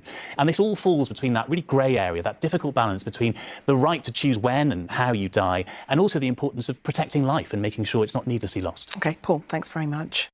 And I will tell you this, because Chad says, I think the church would rather have the person than the baby. So we're friends with and I told this story on stream before, but I'll tell it for new people.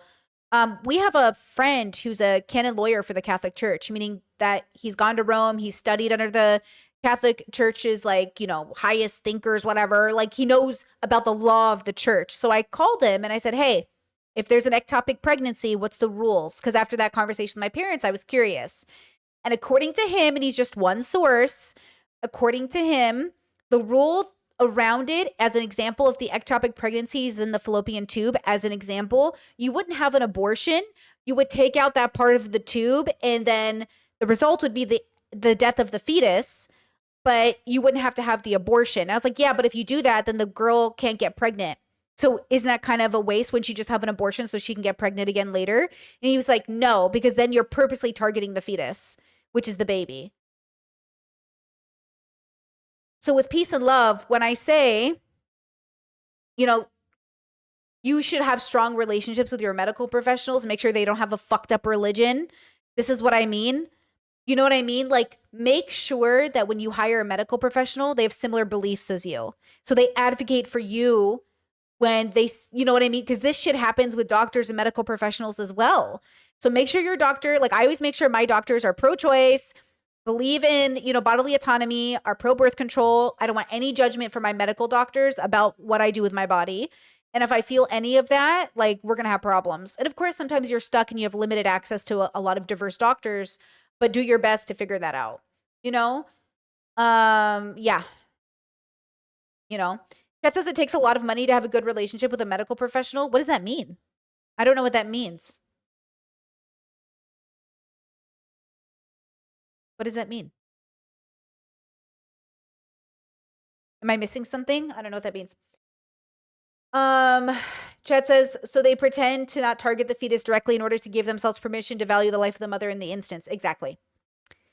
Yeah, exactly. Chet says to see a doctor enough or who's specialized enough to care beyond basic needs can be very costly. Oh, yeah. I feel like, honestly, girls, like, you can know their vibes though. Like, think about a date you have with a guy and you know his vibe in 20 minutes. Feel that way about a doctor. Like, imagine you're dating your doctor. You know what I'm saying?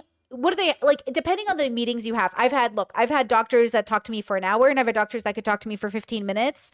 And like, you just right away, first date, get it out there. You know what I mean? Get it out there. Just as like screening them, you would like a therapist. Makes sense? Yeah. Same with a therapist. Like, screen that shit. But I get it all out day one. Do that, and you'll save a bunch of fucking money. Because you're right, it can be costly. $140 for 45 minutes of a therapy session, girl, you know what I mean? 15 minutes with your doctor to 45 minutes. Like, get it all out there day one. That's what I do. I show up, day one, tell them everything. I go, you got a problem with any of that? They go, no. I go, great. I'll give you my money then. You know, nobody got time to go on. I think in the past it would have been considered rude, but we don't have time for rude. I'm paying you way too much money. Let's go. Okay. Fascinating story. I'm definitely mixed on it, but I tend not to trust the family that is unwilling to humanize their sibling or daughter or son in the process. I feel like the best way to humanize them was to say, like, I have no problem with you dying, but let's talk about why. I think the dilemma is trying to tell people this who have a problem with you dying in a real way. I think that's why I appreciate like the safety of somebody who's wise enough and worldly enough to understand why human beings could struggle enough to want to die. I think that's really why I valued my therapist. My first therapist was horrible about this. My second therapist was amazing. The reason I valued her was because when I told her I wanted to die, she validated that desire in a sense that she said, I can see why you think that's the only option. Let's make it so that's not one of the options anymore. And she did. By like, she helped me stop being suicidal by helping me recontextualize my relationship with existence. All my life, I'd wanted to die since I was like 8 years old. Literally, from like 8 to 30, I was suicidal. My whole life, attempted, self-harmed, fucking wanted, like, so risky all of my life, so much of my behavior so I could die. It was so helpful to have a person say, of course you want to die, dude. Your life is hard. And I was like, thank you. Versus, your life is so easy. Why would you want to die? What do you mean you want to die? You're so loved. How could you want to die? Don't you know I love you? I can't believe you want to die, dude. You're so selfish. Yeah, that makes me want to die. All of those sentences make me want to blow my brains out. Stop saying that to me, dude. Like, stop saying that to me. You're making me want to die right now. Stop it. And they're like, how could you say that? Oh, you're so horrible. I can't believe you would say that. I think people really, the road to hell is paved in good intentions. I think these people genuinely have good intentions. But man, your good intentions, not helping. And I tell you, it's not helping and they don't believe you. That's the worst part. When you tell them how to help you, they're like, no, let me do it a different way. This is why men are so obnoxious, because they're like, women never tell me. They always make me guess. Okay, well, I'm telling you. And you're still pretending like I didn't just say it out for you. That's why I was mad over Madison and Alex from Love is Blind. Madison literally explicitly told him, and Alex was still like, I don't know what you want. I don't know what you want. She literally just said it. Does she need to spell it for you? Are you in kindergarten? Do you know your ABCs? Does she need to spell it for you? Slap you, bro. Slap him, okay? She literally said it in a full grown-up sentence. I'm sorry you're apparently... I don't want to talk bad about the deaf. We love you, but you know what I mean? Sorry, you're... Okay, let's do this. Give me 2.5 seconds, and I will come back, and we will watch the next video I have planned for us today. Okay, give me 2.5 seconds. Mini break. I'll be right back. This one. Be right back.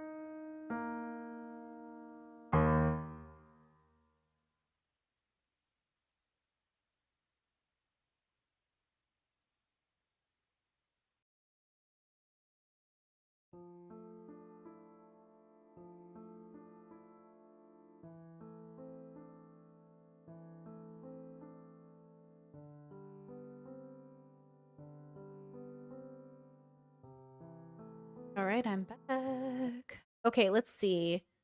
Discord, interesting, says if the idea that death is nothingness, I don't know why we should keep people from that until they happen to have the right motivation, positive desire rather than negative pressure.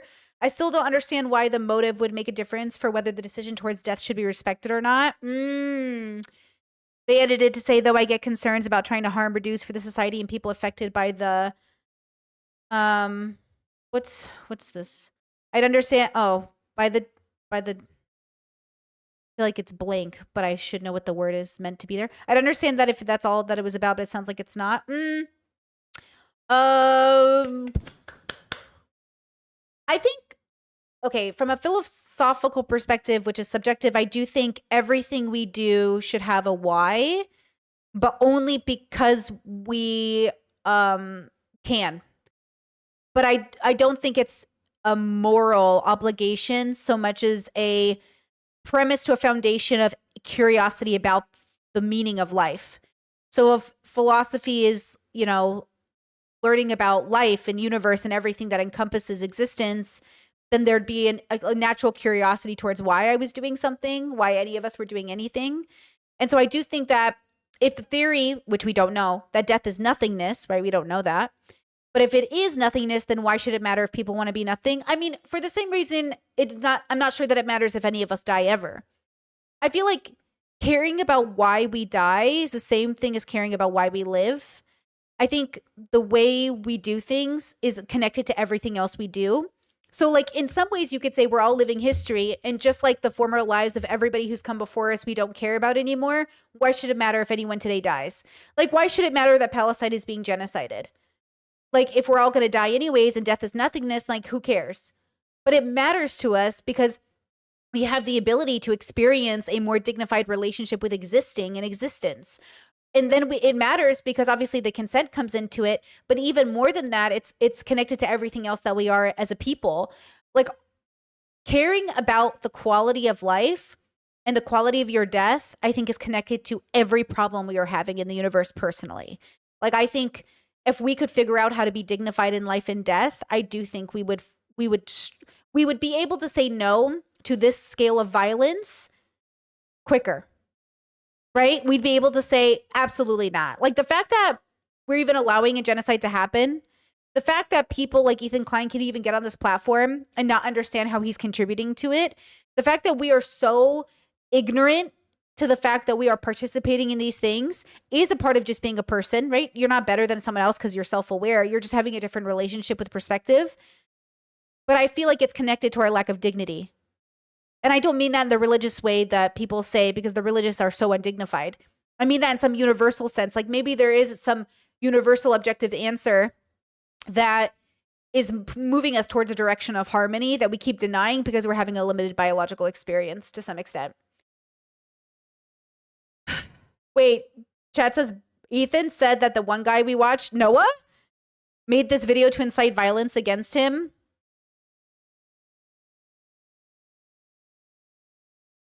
Girl. I heard Mudahar also wants to sue Noah. That's what I mean. I don't know what's wrong with these people, except there's nothing wrong with them so much as like there is a wrongness to the way they think. I don't think there's anything wrong with Ethan. I think there's something wrong with the way he thinks. And the way you think is causing you so much more stress than Noah could ever inflict upon you. No, like, I don't know why Ethan is making everything about him to such a deep degree. But there is something wrong with how he thinks. I'm not saying there's anything wrong with him, right? Yeah, so fascinating, huh? Ooh, Chet says this is an interesting concept. I was just reading Cavero's book on horism, and I felt like this is kind of along the lines of what you're saying about dignity. Ooh, I'm gonna copy paste this. I don't know what this is.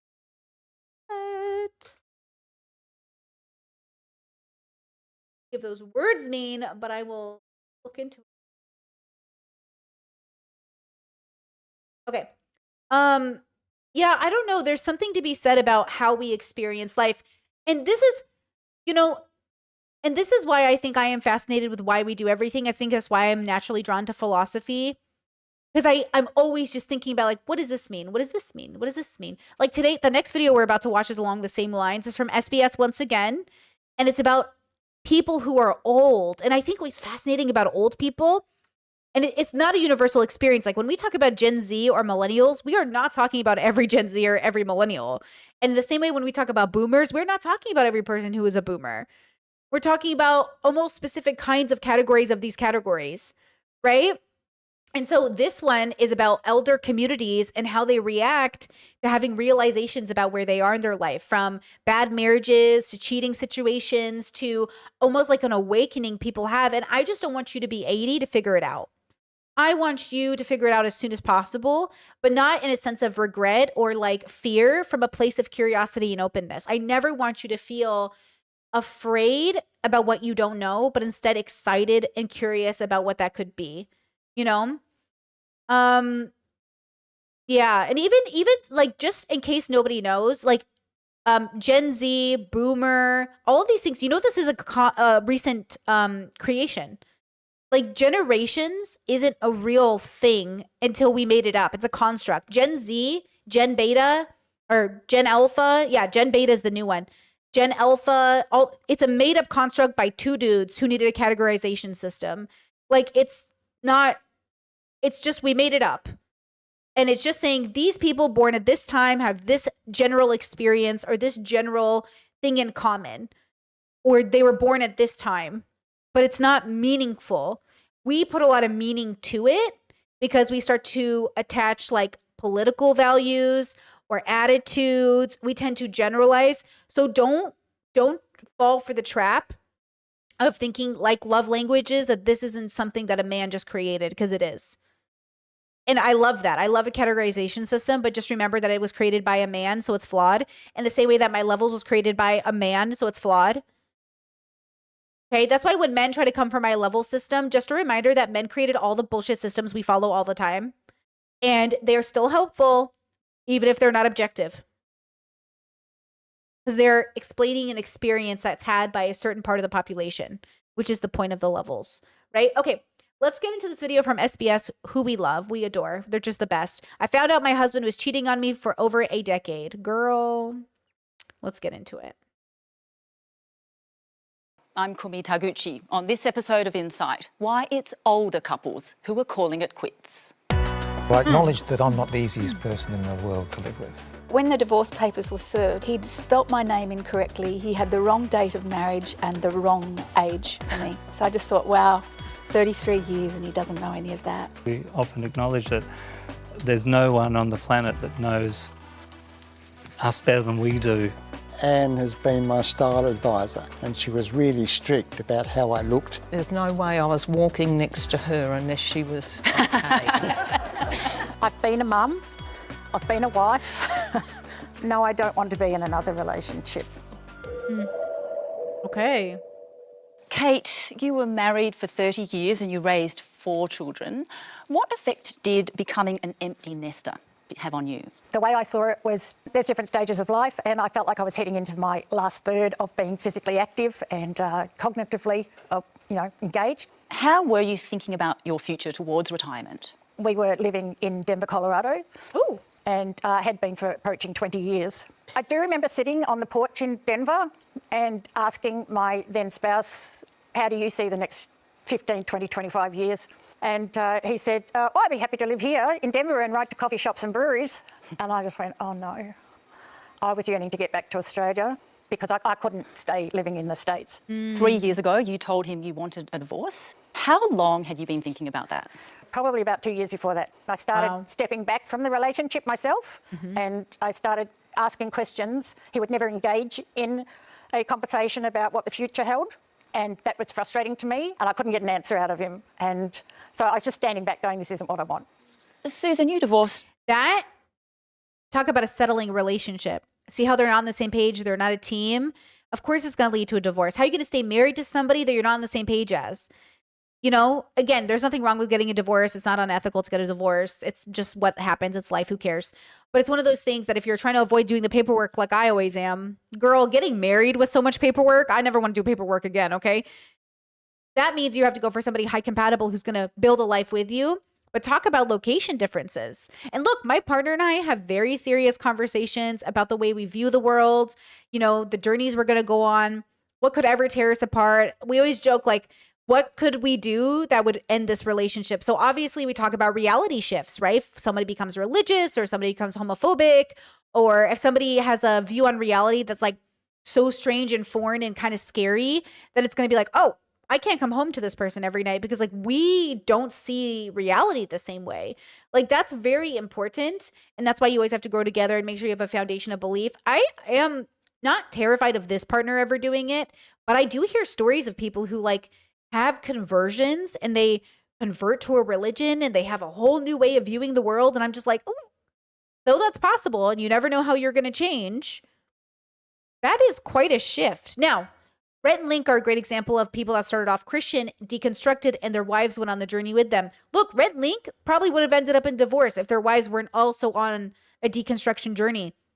But that's also a testament to high compatibility, is that you guys would align in a journey in some aspect, you know, that you wouldn't be like one of the things that you guys know, I've been on a plant-based journey and it's going swell. I've really been enjoying it. Total vibes.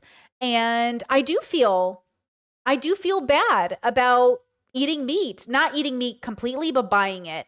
Like I do feel my views have changed and I don't know how long it will last. Maybe a lifetime, maybe 6 months, who knows?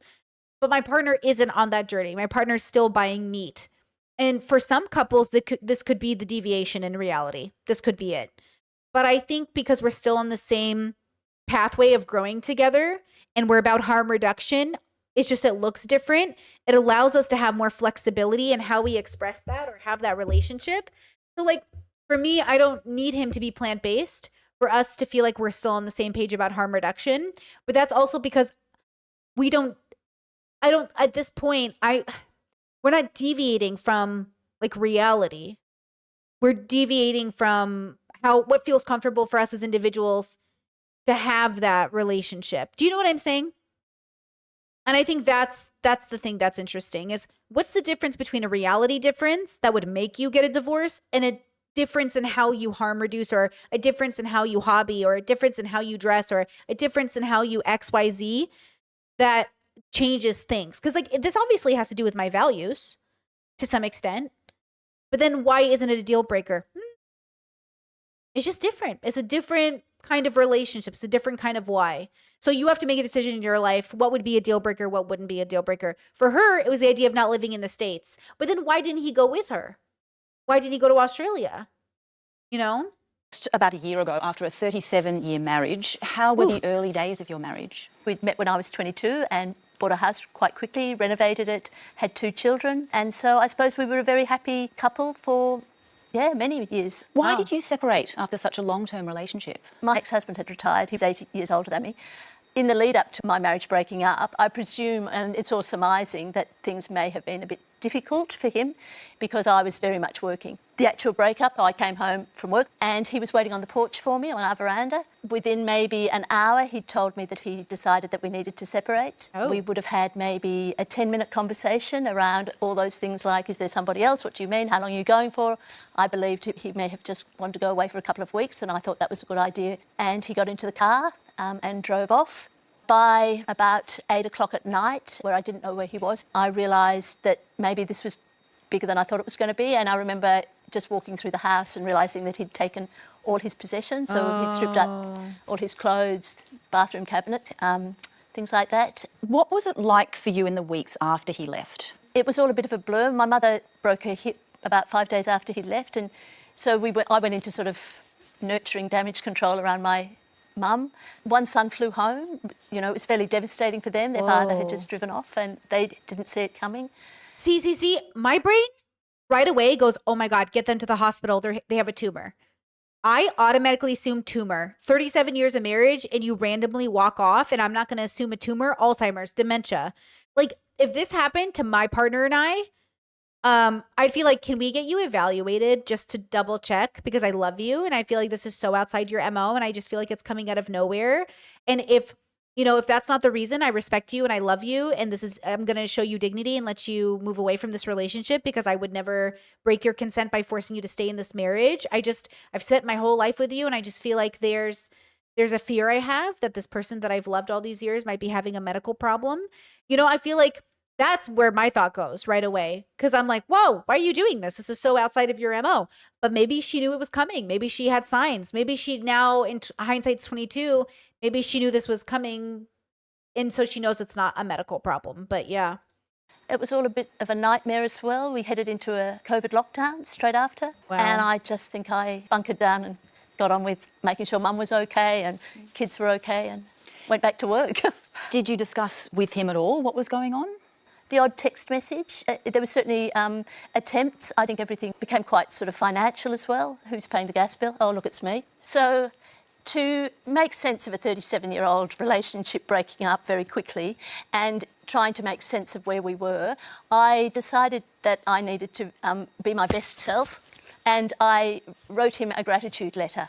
And I don't know if he ever read it. He's never acknowledged it, but it made good for me. This is so strange.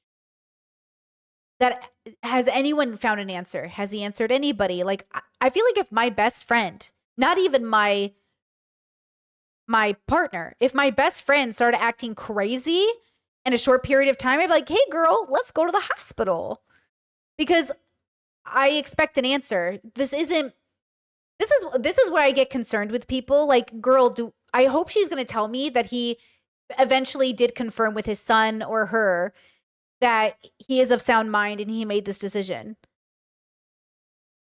You know what I mean? Because now I'm scared. Like in the same way that, so many homeless people are just like senior citizens who've walked away from their hospitals or their homes for dementia and Alzheimer's. And I think about that all the time. How somebody you could be seeing is like, oh, homelessness is a choice. I don't believe homelessness is a choice for anybody. But this idea that like homelessness is a choice and you don't know how many of those people were perfectly like wonderful people who just happen to end up walking away from their house. Like you just don't know people's stories. And so then my brain goes there like, ooh. That something you could sit in that was very ugly and hard and blistering could actually also be something that, wasn't worthless. Russ, you and Ida separated after being married for 22 years. You have 2 teenage sons. When did you first talk about separating? We had a lot of ups and downs throughout the course of our marriage. And we kind of hit some kind of a wall back in about 2012. And See how he said there are lots of ups and downs? They saw it coming. This other lady is acting like she never saw it coming, which maybe that's why he left, because she never paid attention to him. You know what I'm saying? Maybe, I'm not saying anyone's fault, but like incompatibility is incompatibility. But I feel like the way he's already telling me the story says, oh, yes, now I'm seeing why you got divorced. Why would this man leave his marriage after 37 years without any...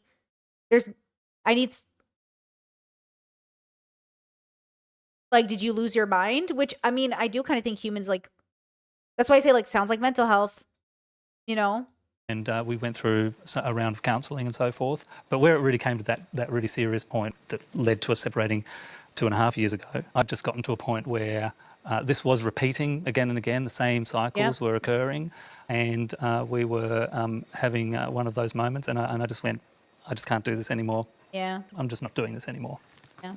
Ida, so you tried the marriage counselling? Yes, I think it was 2.5 years ago, December 22nd, when we had a counselling session via Zoom, and something got brought up by the therapist at that session that indicated questioning ourselves, are we better off parting? And that was it. I felt very strongly. I think due to our patterns over the years, we kept, trying, like maybe subconsciously, we still, although we talked about how we're going to go through the separation, we still try to, subconsciously, oh, if only these got fixed, I knew that was it. Yeah. Divorce rates in Australia are actually going down overall, but I think that is so natural. It's happened to me. I'm sure it's happened to you, where you just think, okay, well, if these things get fixed, everything will be fixed. But that's why I say even 2 great people in a relationship, if you're incompatible, you will become bad people. You become ugly. Like 2 great people on paper doesn't mean you're going to make a great marriage. And I think that's the mistake everyone's made is like, oh, he's good enough. She's good enough. Everything's good enough. Good enough isn't going to get you through 80 years of marriage, girls. Over 50s are bucking that trend. There were more than 56,000 divorces in Australia in 2021, with more than a quarter of them couples who'd been married for 20 years or more. Oh. That's a higher proportion than in the 1980s and 90s, when about 1 in 5 divorces were of older. But that also makes sense too, because a lot of our moms got married for the wrong reasons. A lot of our dads got married for the wrong reasons. That's why I say don't settle. All these divorces, a lot of them could have been avoided if people didn't settle. Couples. The main reasons for divorcing after 50 are empty nest syndrome, financial pressures, and retirement adjustments. Donna, what was the trigger for your marriage breakdown at the age of 50? I discovered that my ex-husband was gay. Right. Oh. And he was how old at the time? The homosexuals. 53. How long had you been married? 27 years. And kids? Yep, 3 kids. What was married life like until he came out? It was initially sort of confusing. He was very distant. He worked away from home a lot. He took himself off a lot. Did you ever sort of ask him what's going on? Yeah, he just came out and said, I'm gay. Oh. So he chose to reveal that. Did that come as a big surprise? Oh, massive. I mean, yeah. We had met and married in a conservative church. I didn't think he was that interested in sex and intimacy because that had been one of the disappointing parts of our marriage for years. So, yeah, that was a big shock. Did he ever mention that he was interested in men? He said there was a point in his teens where he was attracted to a boy, but that was behind him. He'd got over that. He was into girls. He'd had girlfriends. He'd asked nearly every girl in church out to Navy dinners. Oh.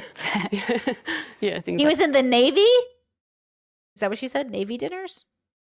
Also, he better not have been... Is this the one who was being cheated on for 10 years? Because that's fucked up. that. He'd asked nearly every girl in church out to Navy dinners and yeah, things like that. That was a bit of a funny thing at the time.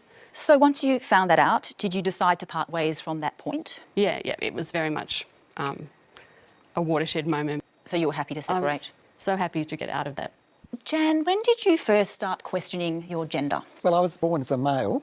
I was probably about 8, I think, when I started to question, I don't really feel male, I sort of feel more female, but I didn't understand why I felt like I did.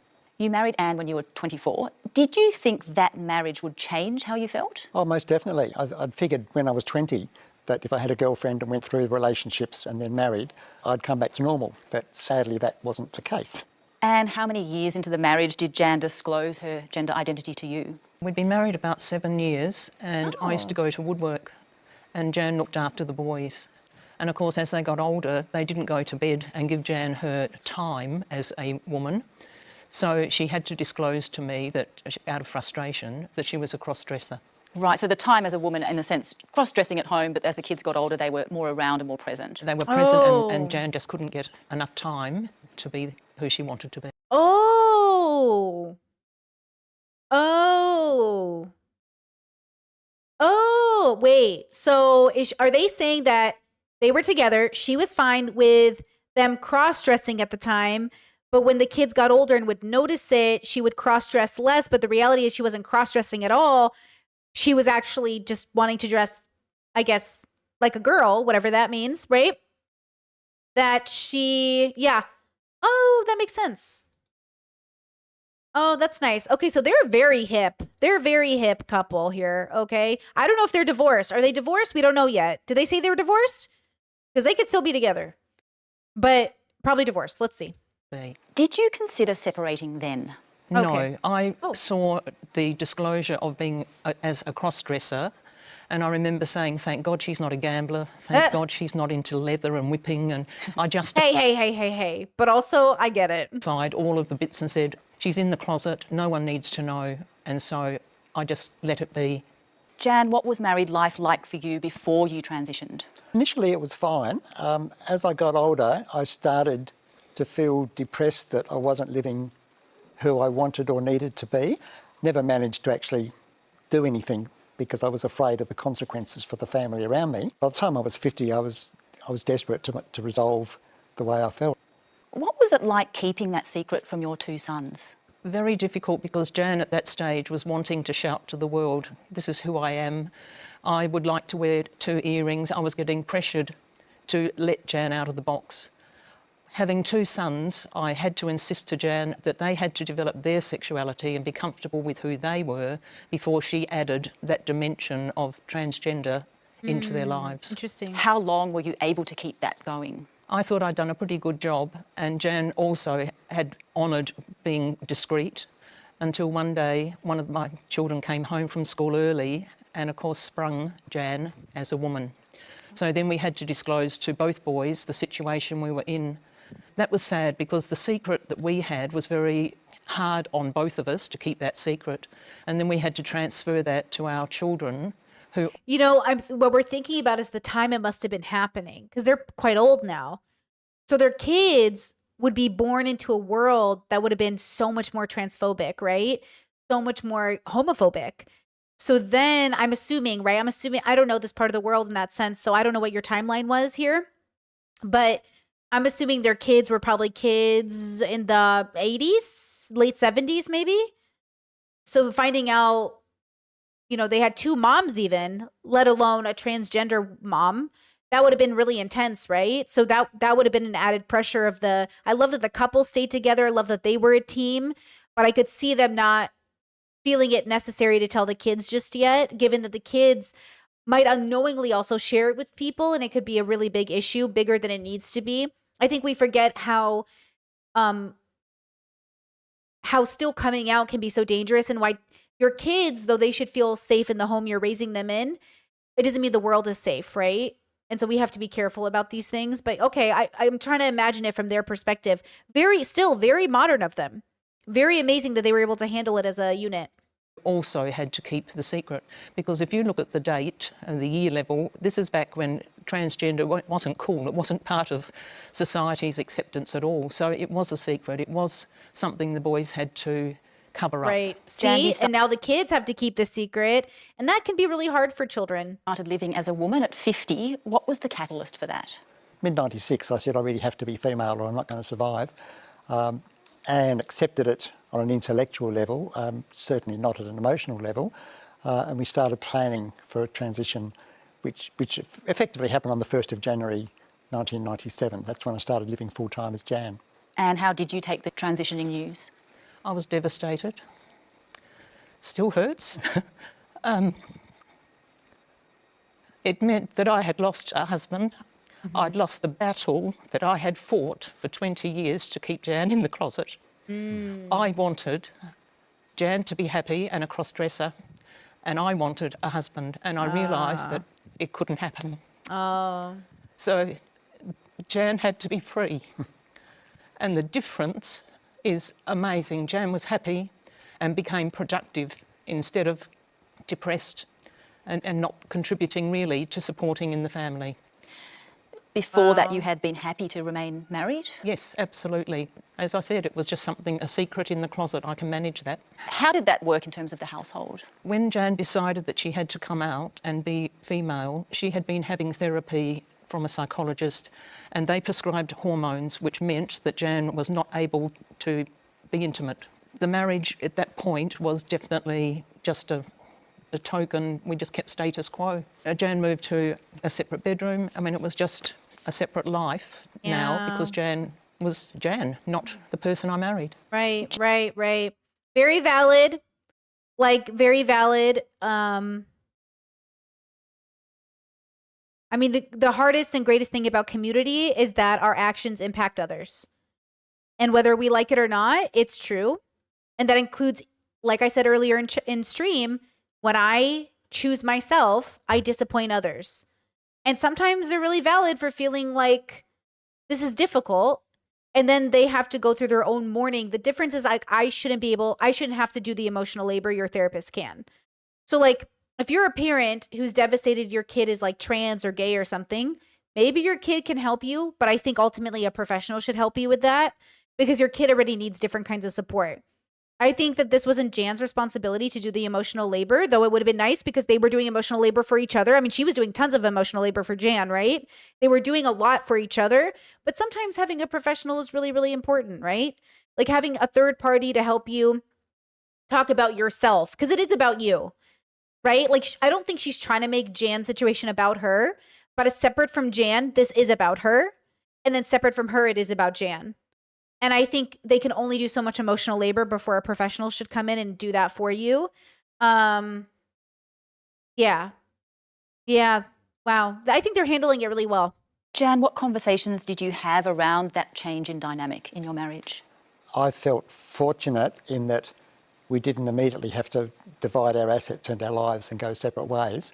To a certain extent, we were compatible in that I had pretty good number skills. I'm an accountant by profession, so I was good on numbers. Anne had dyslexia and she was bad, so I was always able to help her with numbers, and I'm also pretty good with IT, so I was spending a lot of time doing videos to help her, many workshops that she ran all over the place. In return, Anne has been my style advisor, and she was really strict about how I looked, how I appeared, how I talked, to make sure that I was okay if I had to be out. There's no way I was walking next to her unless she was okay. Fair enough. But I never saw myself as a lesbian, and Anne has always been very upfront that she's not a lesbian either. So. Okay, well, there you go. I love them. I love that they're both hearing each other and validating each other's sexual orientation and gender. They are so cool. I think they're cool. I think they're really seeing each other. I think they're really friends. And I think they really they seem to have each other's back, right? That's really valid because, yeah, you're a woman and she's not a lesbian and you're not a lesbian. So fuck, what do we do now? I think there's something beautiful here. So if we ever had another relationship, it would be with another man. Kath, you were married when you were 20 and that marriage lasted 33 years. Yes. How do you reflect on those years now? I believe we were madly in love when we got married.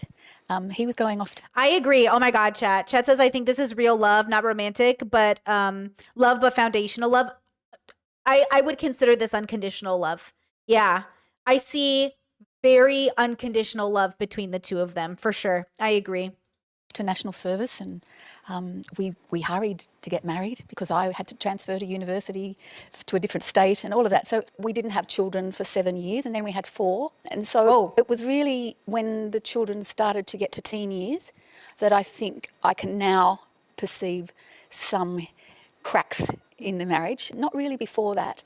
We had a different way of managing the kids. He was much more a disciplinarian than I was, and I didn't really believe in that. There were times when I felt like this isn't turning out the way I thought it would. I thought that a lot of it was to do with our different parenting styles and just clashing over that.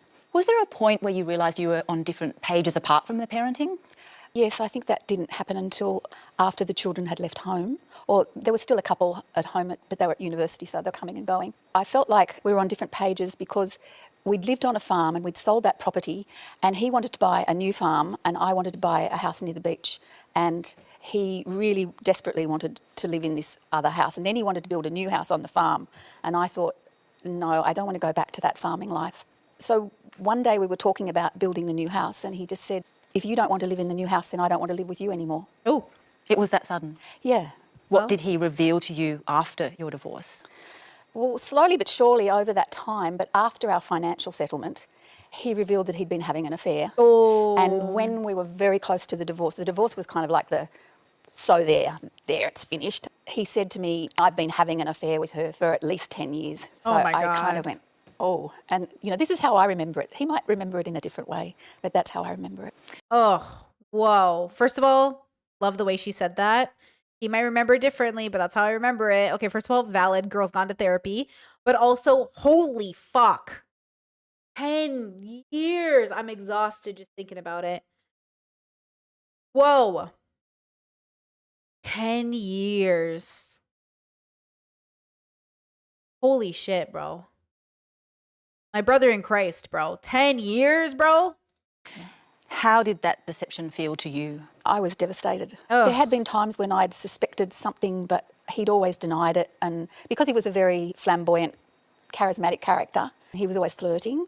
And he'd always denied it. So it came as a really big shock to me. And the fact that it had been for so long, I felt like my life had been fake. Yep. I felt like I'd been really deeply deceived. This is why lying sucks. This is why lying and deception is so bad, because you're not in the relationship with the person you thought you were in the relationship with. That's why people look at you, they're like, I don't even know who you are anymore. Because what you're doing is you're having like a perception shift of like, I don't even know how to view you anymore. I have to view you in a different way now. The person I thought you were, like, you're not even that person. That's why I'm like, please just divorce me, girl.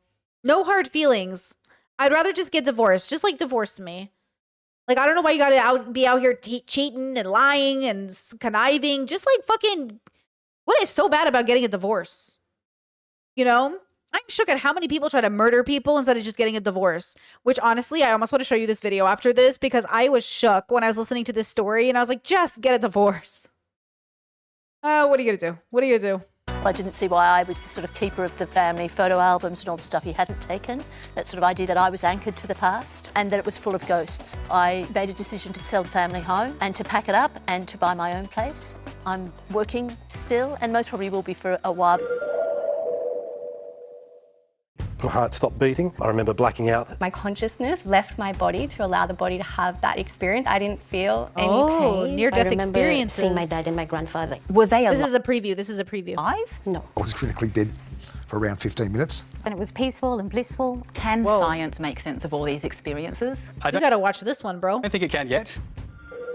Ooh. Jan, you began transitioning at 50 and remained married to Anne. When did your marital status change? I was not permitted to have gender surgery until I was divorced. In other words, I could not be married as a female because that went again against Australian government legislation. I had to be divorced before I could get my birth certificate altered to show as female, which the legislation in South Australia allowed me to do. So by jumping through all of those hoops, I knew that I had to be divorced, but I was... Please know that that's not happening in the States right now. There's a trans activist who's suing the US government for this reason alone. I saw her on TikTok and people have been going around talking about it. Like trans people who are getting their documents changed, like it really isn't, they're not being allowed to put the gender of their choice. Like it's real. Like people are being stopped versus here with her example, Jan's example, like she's just talking about something that like, yeah, like I got my paperwork changed. And then here in the States, like that's not happening, which is just insane. Like we had it and now we don't have it. Same with gay marriage. We have it and now we're not going to have it. If it's up to them, if they put it back to states' rights. And this is why I say the greatest activism you can commit is living out the joy of your life, even if that means moving away from the life you've had. And maybe I'm just speaking for myself as a person who's like, fine, I'll move. Because I'm that girly. I'm like, fine, I'll just move. And it's scary. And I'm not a person who ever has moved anywhere alone. But I swear to God, if you can do it and you think you can do it, like there might be better opportunities for you somewhere else. Even if it's just a state next door. Because at this point, I kind of wish for a world where all the homophobes congregated in one place and all the pro-gayers congregated in another. Honestly, California should just be the gay state. If you're not gay or pro-gay, you have to move out of California. It's the new rule. I just made it up. You can't live there anymore. Homophobes are not allowed to live in California.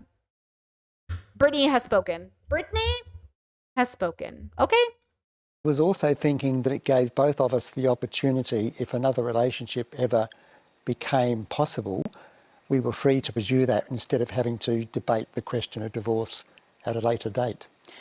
And once divorced, what were your living arrangements like? We were just best friends.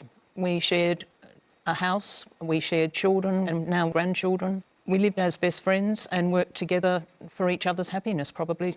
So nearly 25 years on, you're still living together. How does that work? We meet 3 times a week for a cup of coffee after our fitness programs. And that's where we plan some of the meals because we just share planning for the evening meals only. We catch up on what each other have been doing, but we live in the same apartment. So we just come and go and do our own thing, but we come together for those cups of coffee and share a bit of our life. Yep. Russ, once you and Ida decided to separate, how did you feel about such a big... I hear that song in my head. She's my best friend. You know that song? life change? A lot of mixed feelings, really. You know, when you look at everything that you go through, it's very easy to slip down the path of reflecting on all of the difficult times I've gone through and all of the hurt and pain and all the effort that's gone in, and for it all to seem to go to waste after all this time, it's very easy to go down that path of feeling resentment and bitterness. We discussed it at quite some length and really decided not to go on that path and really more go down the path of acknowledging and acceptance and deep apologies with each other, and then forgiveness and letting go with free hearts. You've got 2 kids. How did you manage parenting? We went through a couple of different stages, really. The first phase was, for the first 9 or 10 months, we continued to live separated under the same roof. So we had separate rooms, and everything just went along as normal. Even financially, operationally, managerial, everything was just going on as normal. And we even went and did the long-planned family holiday to Europe. We had it all booked in already, and we managed to do that.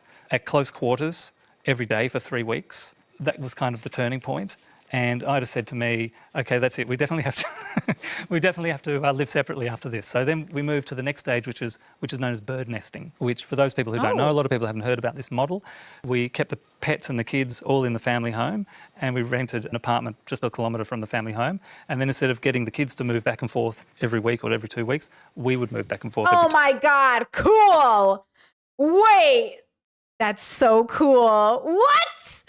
My bubble has been popped. I love co-parenting styles that work in unique ways. I'm gonna gag. That's so cool. 2 weeks. Ida, how did that arrangement work for you? What? It was great to have that space. And I guess we always had this idea that we always have plans and vision. We allowed ourselves a bit of time of transitioning. It kind of, I wonder if it feels a little bit like a vacation. Like a little bit like, bye. Like, I don't know. It kind of sounds cute. It might be stressful for people who like routine and everything. But I really like that idea because it is stressful for the kids, you know? That's so cute. But see, there is like a world with healthy co-parenting, which I'm all about. That's why I say, like, look, divorce is divorce. What are you going to do? But if you can healthy co-parent, that's everything. That's everything. Not just for the sake of the children, but I also realised it was actually something good for myself as well to get used to. Wow. It was great to see our boys adjusting really well because they had all this time to prepare themselves. They didn't get affected. They have obviously a lot of friends in a similar situation with separated parents, and they really appreciated the way we did that. They could just live in one home. That's the family home. They know their pets are there 24/7, and then they just had us coming. David and Ellen, after being together for 15 years, your divorce is being finalised. Ellen, why did you part ways? I didn't initiate the separation. David initiated it, and it came as a very big shock to me. I felt that we still had a very good, close relationship. I acknowledged that we'd had some issues and differences on and off over the years, but it came just as a bolt of lightning to me when David said that he wanted some time out for a year and then we would see how it all went. How did you feel when he left? Devastated, absolutely distraught, very emotional. I thought my world had ended. I didn't know how I was going to continue. I thought we were soulmates, so I felt very bereft, very alone, very isolated and abandoned. David, what prompted you to end the relationship? I'd like to start off by saying that I identify on the autism spectrum, which used to be referred to as Asperger's, but now that terminology has changed. So I acknowledge that I'm not the easiest person in the world to live with.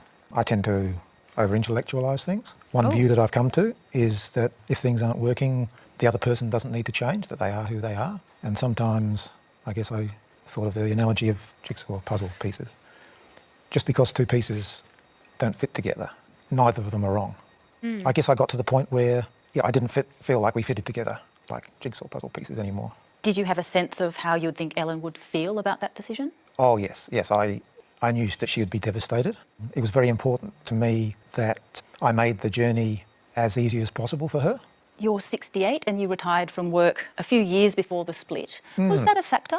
I've now been retired for 10 years. It took 9 of those 10 years for me to adjust to retirement, i.e. last year. I now see retirement for me a crisis similar to the midlife crisis that I had around the age of 40. You both say that you're splitting amicably. Has that been a challenge, David? Yes, I think it's something we both have to work on. Ellen, have you come to accept David's decision to leave? Yes, I have. It's now been 6 years since he first left. I agree with David in terms of being amicable, but it has been really the only way forward. I've had to let go of needing to know why.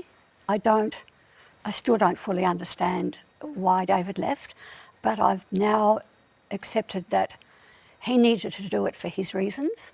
And it has probably taken me certainly a good 4 years before I really was able to come to terms with it. And probably in the last 18 months, I'm really accepting of it and can honestly say now that we are very good friends. Kath, when your ex-husband revealed post-divorce that he'd been having an affair for years, how did you process that? I didn't process it very well at all. I fell into a deep depression. I was cross with my children because they were still talking to him. I took myself off into corners and hid, and I was angry. I was very sad. I was full of grief. It changed it in the way that... It's kind of scary. Like, I don't think people understand how infidelity can put a fear inside of you. Because you don't know who you're with.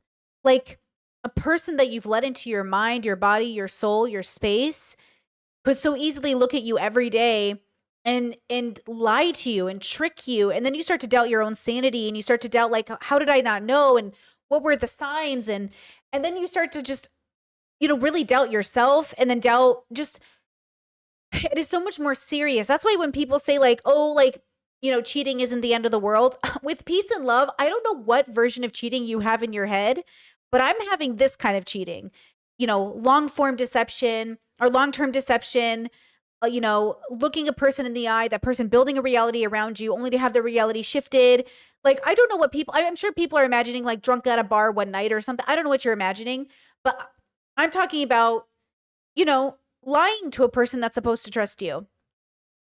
And then having the audacity to feel vindicated in this infidelity of any kind. Like, no, this is really hard on people. I kept wondering, was he with her when we were having that lovely time in such and such a place? Mm-hmm. And did he really mean it when he said that? And how much time have I wasted when I could have been out leading a new life instead of being deceived and not having any idea of what was going on? And it was all around what's truth, right? What's real, what's not real. So it had me questioning so much of what had gone on through that time. Yeah. What was the divorce process like for you?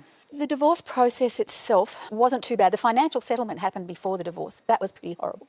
And I was feeling sorry for him because he'd had difficulties at work and I thought he was having some kind of midlife crisis. So I think I was pretty amicable in that.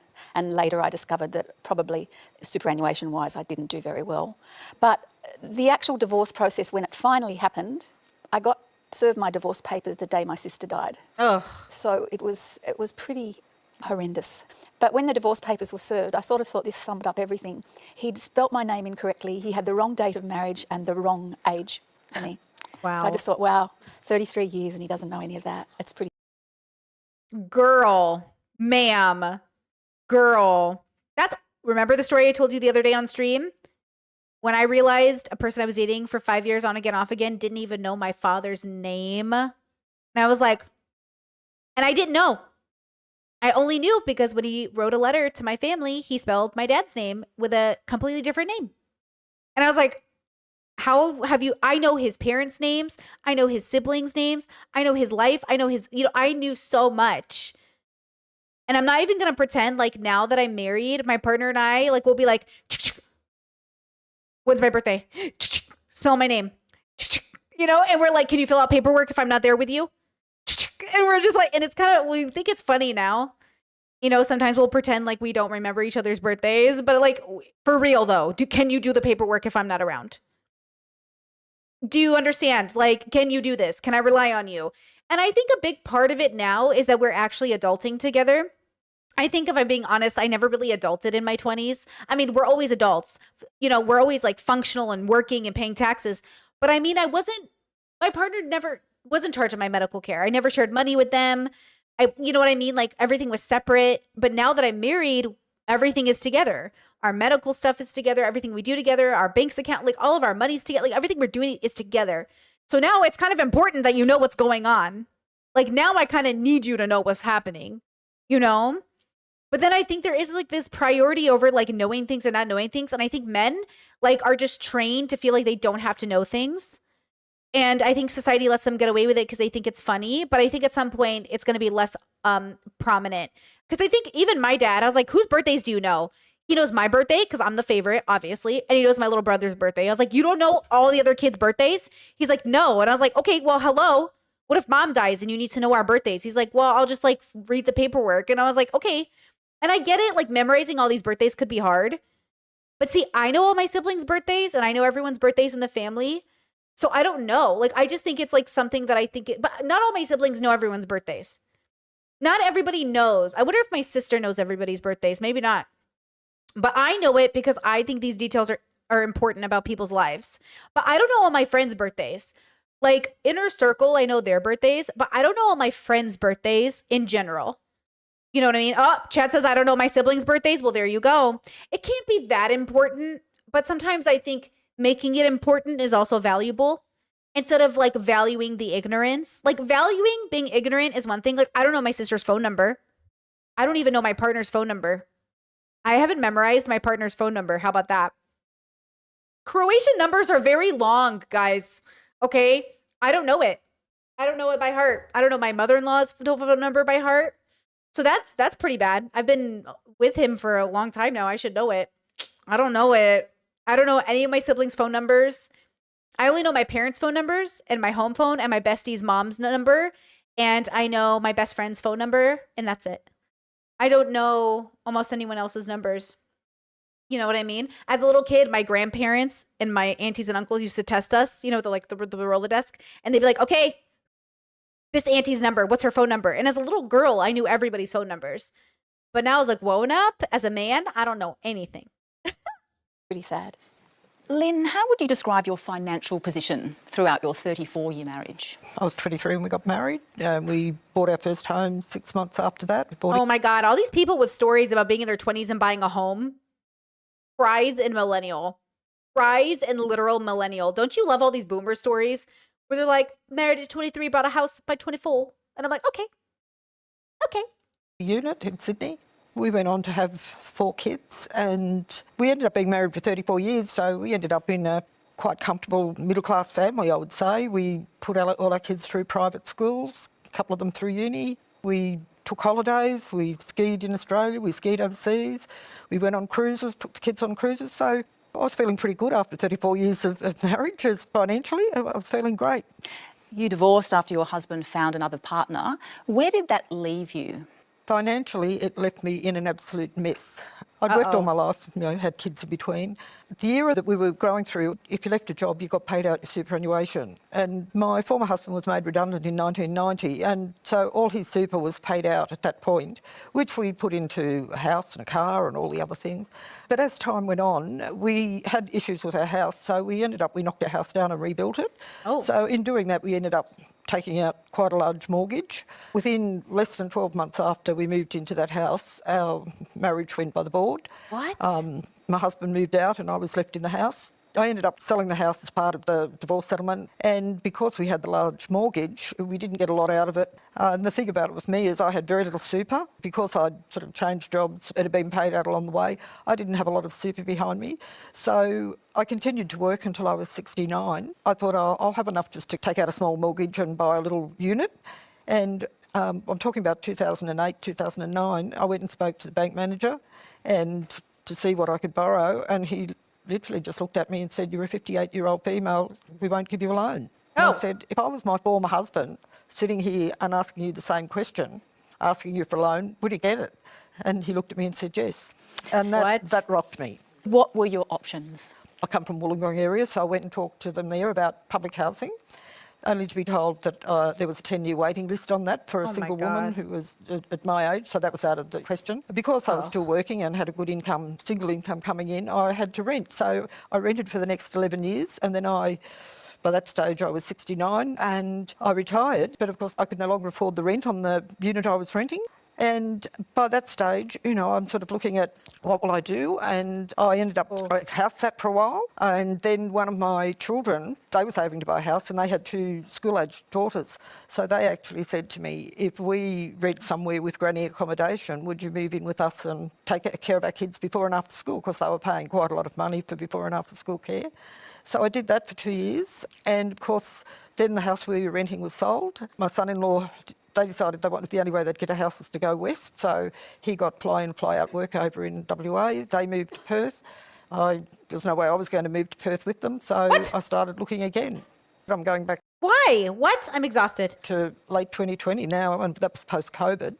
So trying to get accommodation, trying to get somewhere to rent was absolutely horrendous. So at nearly 70, you were on the brink of nearly being homeless? Oh, very much so.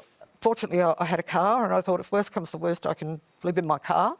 And I saw an advertisement for a 1-bedroom unit which was put up by Community Housing in Wollongong. I applied for it, and I was the fortunate person who got the unit. But I know that my rent will never be more than 30% of my income, unlike private rental where I would have been otherwise, where they can tell you your rent's going up $50 a week and you don't have a choice. I don't have that situation. Kate, when you separate... Yeah, wait, why didn't she move in with her family? Where's Perth? Isn't that just another region? Why didn't she go to Perth with them? Right? I don't get it. Because she didn't want to move? Like, that feels silly. But then I'm like, this whole thing is silly. Like, I have humans, I don't know what any of that means. Separated 3 years ago. How did that affect your retirement plans? It affected the retirement plans hugely. All of a sudden I love this girl. I love the way she looks. Asset rich, so to speak, and cash poor. I didn't want any assets in America because I don't want to deal with that. So it was a difficult divorce. She's like, fuck America. And trying to come up with how to best split the assets. But I know I'm going to have to work for a lot longer if I want to maintain the lifestyle that I was looking forward to in that last third of my active life. How long do you think you'll be working for to keep that lifestyle going? I would say somewhere between a minimum 70 years old and maybe 75. I work part-time, I'm not full-time, with looking at wanting to keep that lifestyle going. But I also know that if for some reason that I can't continue for that long, I'm in a position where I can sell up, but it means giving up something, which that's the nature of. We were headed down that path and I'm down this path. So, yeah. Susan, once you realised your husband wasn't coming back, what did you do next? I had said to him in that final conversation, I think we better get our papers in order. We came to a very amicable decision that I took what was mine and I didn't touch his super or his inheritance, and we'd split the house. Originally I was to stay in the house, and then I, after a while, realised I most probably didn't like living in the house anymore. I didn't see why I was the sort of keeper of the family photo albums and all the stuff he hadn't taken, that sort of idea that I was anchored to the past. And that it was full of ghosts. I then made a decision to sell the family home, to pack it up and to buy my own place. I'm working still, and most probably will be for a while, because to buy the house that I needed to take out a mortgage as well. So I was pretty conscious that I needed to be sensible and take on board that women in their 60s are a huge statistic of homelessness, and I needed to have my best self, my game plan on, and those were the steps I took. I had to think with my head and not with my heart. Donna, you and your husband of 27 years split once he came out as gay. Where did that leave you financially at 50 years old? Up a creek without a paddle. Yeah, I'd worked part-time. I didn't have a permanent job, and my career had been affected by moving around with the Navy. I had to scramble together enough income, and I had 100% care of the 13-year-old, and the 18 and 20-year-old were in tertiary education. She's giving autistic queen vibes. I'm getting autistic queen vibes from her. So they needed supporting as well. So did you go and find other work? Yep, it took 5 years until I finally got a full-time permanent job. And yeah, I think I'll be working forever and keep looking at the super balance and hoping that it gets to that point that they say is livable. Yeah. Kath, you're here with your mum, Lynn, and you feel you were the catalyst for her leaving your dad after 50 years of marriage. Whoa. Why do you feel that? I had just birthed my second child, and I'd had some difficulties with that and mobility issues after that. And I was living 2 hours away from my parents, and they came to visit me, and I basically got mum aside and I said, I'm really struggling and I really need you to help me. I'm just wondering if it would be okay if you could just come up for a few nights or help me for about a week. And mum was amazing, and she just said, I'll see what I can do. I'll see what I can do. And I said, okay. Because their relationship was based on coercive control, manipulation, we had to be very careful. Lynn, you wanted to help your daughter and grandkids, so at the age of 71, what did you decide to do? Well, after I'd been staying with Catherine and the two children and her husband, and I thought, I'm not going back, because I thought about it for a very long time, years, and I thought, well, this is what I can do. I can stay up here and I will tell him that I'm not coming back. We spoke on the phone. Whoa. And he said, when are you coming back? And I said, I'm not coming back. And he said, well, what do you mean? Who's influencing you? And I said, nobody's influencing me. I've made up my mind. I've had enough.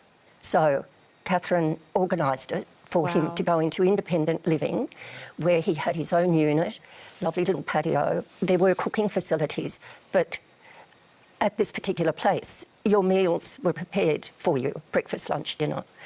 And it was a very nice place, very nice. So he was there, and then I said, well, we have to sell our apartment. He didn't want to, but I said, we have to. I'm not coming back. He didn't get it. So I called the real estate agent, and I dealt with the real estate agent because my husband was so rude, and we sold the apartment, actually for a lot more than what we thought we'd get. Kath, how did you feel about sort of playing a part, in a way, in your parents' separation? So I felt guilty. Like, even though I didn't ever really have a positive relationship with my father because of the way he treated my mother and me. Your ex died last year. What is life like for you now, Lynn? Life is very good for me.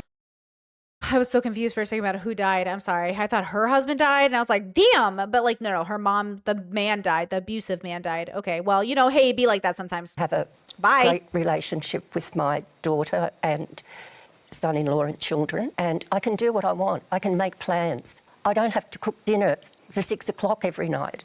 I can just do what I want. It's an amazing feeling. How do you reflect on the relationship you left after 50 years? Wow. I'd made a decision and I followed through with it because he was very manipulative. There was a lot of coercive control, gaslighting.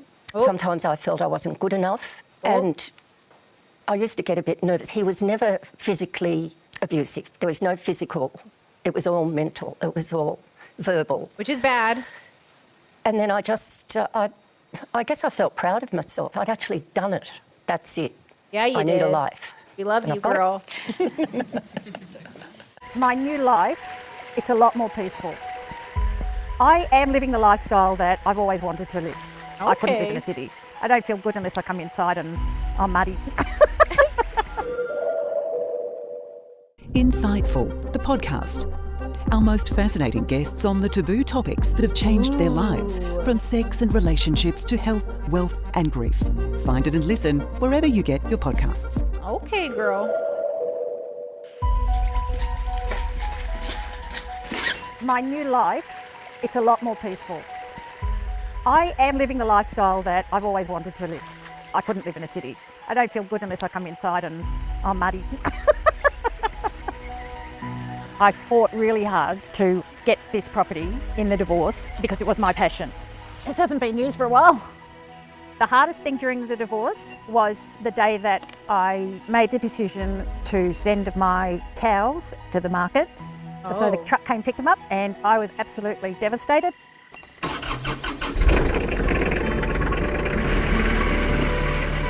Since the divorce, I've changed my focus.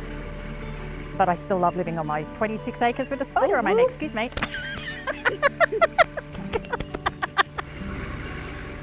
I will get animals again, but I just want to do a little bit of restructuring on the farm so that I can have an enjoyable lifestyle without too much farm work. I've waited 10 years to see this again. Seriously. Just spectacular. I love my farm. I love the tranquility, the space, the wildlife. And I love just managing and being a custodian of the land, because that's how I can see myself. I'm just looking forward to the future. I think I'm still getting my mind around is that it's just me. I can do anything I want. So the world's open to me. Kate, you look very happy at home on your farm. Look, I am. Are you interested in sharing your life with someone again at some point? No. No matter who you are, you're going to bring baggage from other relationships and just your general life and things like that. And like, it doesn't matter how much counselling you do and things like that. I don't want to have to start another relationship. I think it's too hard. I want to be me. I want to find out and enjoy the things I want to enjoy. I've been a mum. I've been a wife. I'm very happy with the way my 4 kids have turned out. There's 2 grandchildren. No, I don't want to be in another relationship. Interesting. What do we think about what she just said about no matter how much counseling you've had? Which is an interesting perspective. My partner and I talk about this often. Like, what's the probability of us finding our next high compatibility partner if one of us dies? And I think the probability is pretty high for both of us. But I would say that I'm too in love and too in this marriage right now to even fathom. When I think about one of us dying, and I truly think about it at this stage in my life, I often joke, like, when you die, I'm just going to move next to my sister, and then I'm just going to dedicate my life to work because I love my work, and I think I'm going to contribute great things to, like, the philosophy space or content creation space, and I just think, like, I'm going to be an old lady in her, 70s, still arguing and advocating for human progression in the way that I see fit, and I just can't imagine that I would...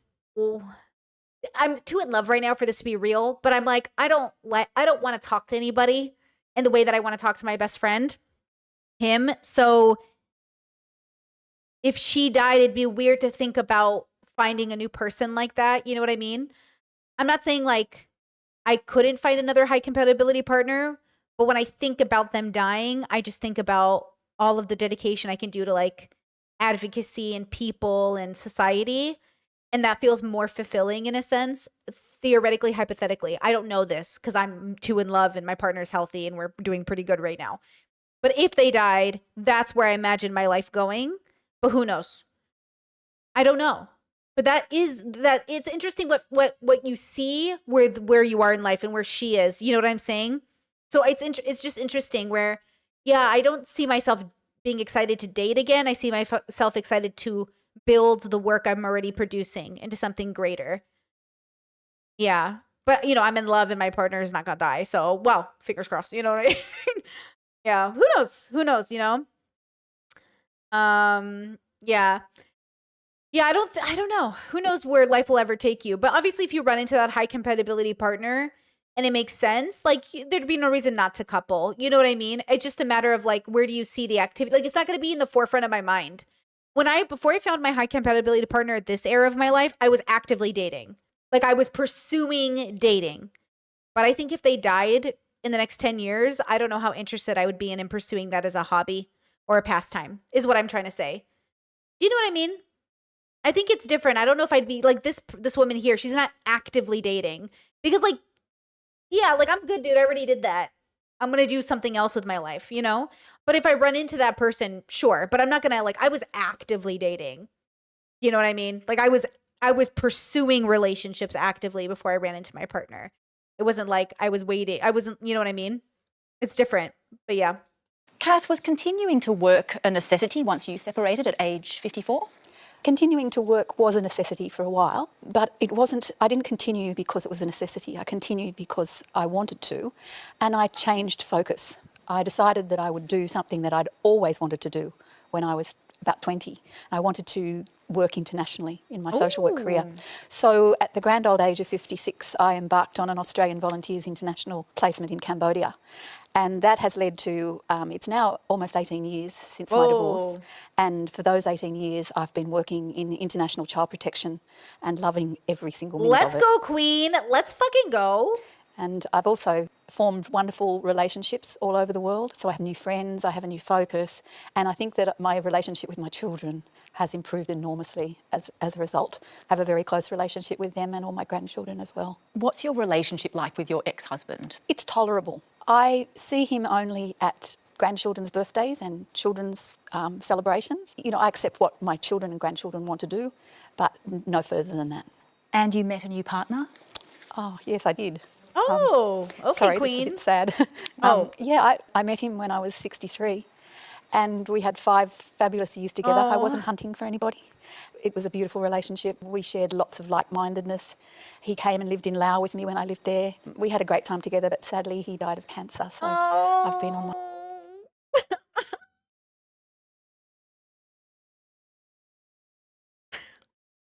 Oh, Queen. Oh, she's so strong. My own now for 5 years. I'm so sorry to hear that.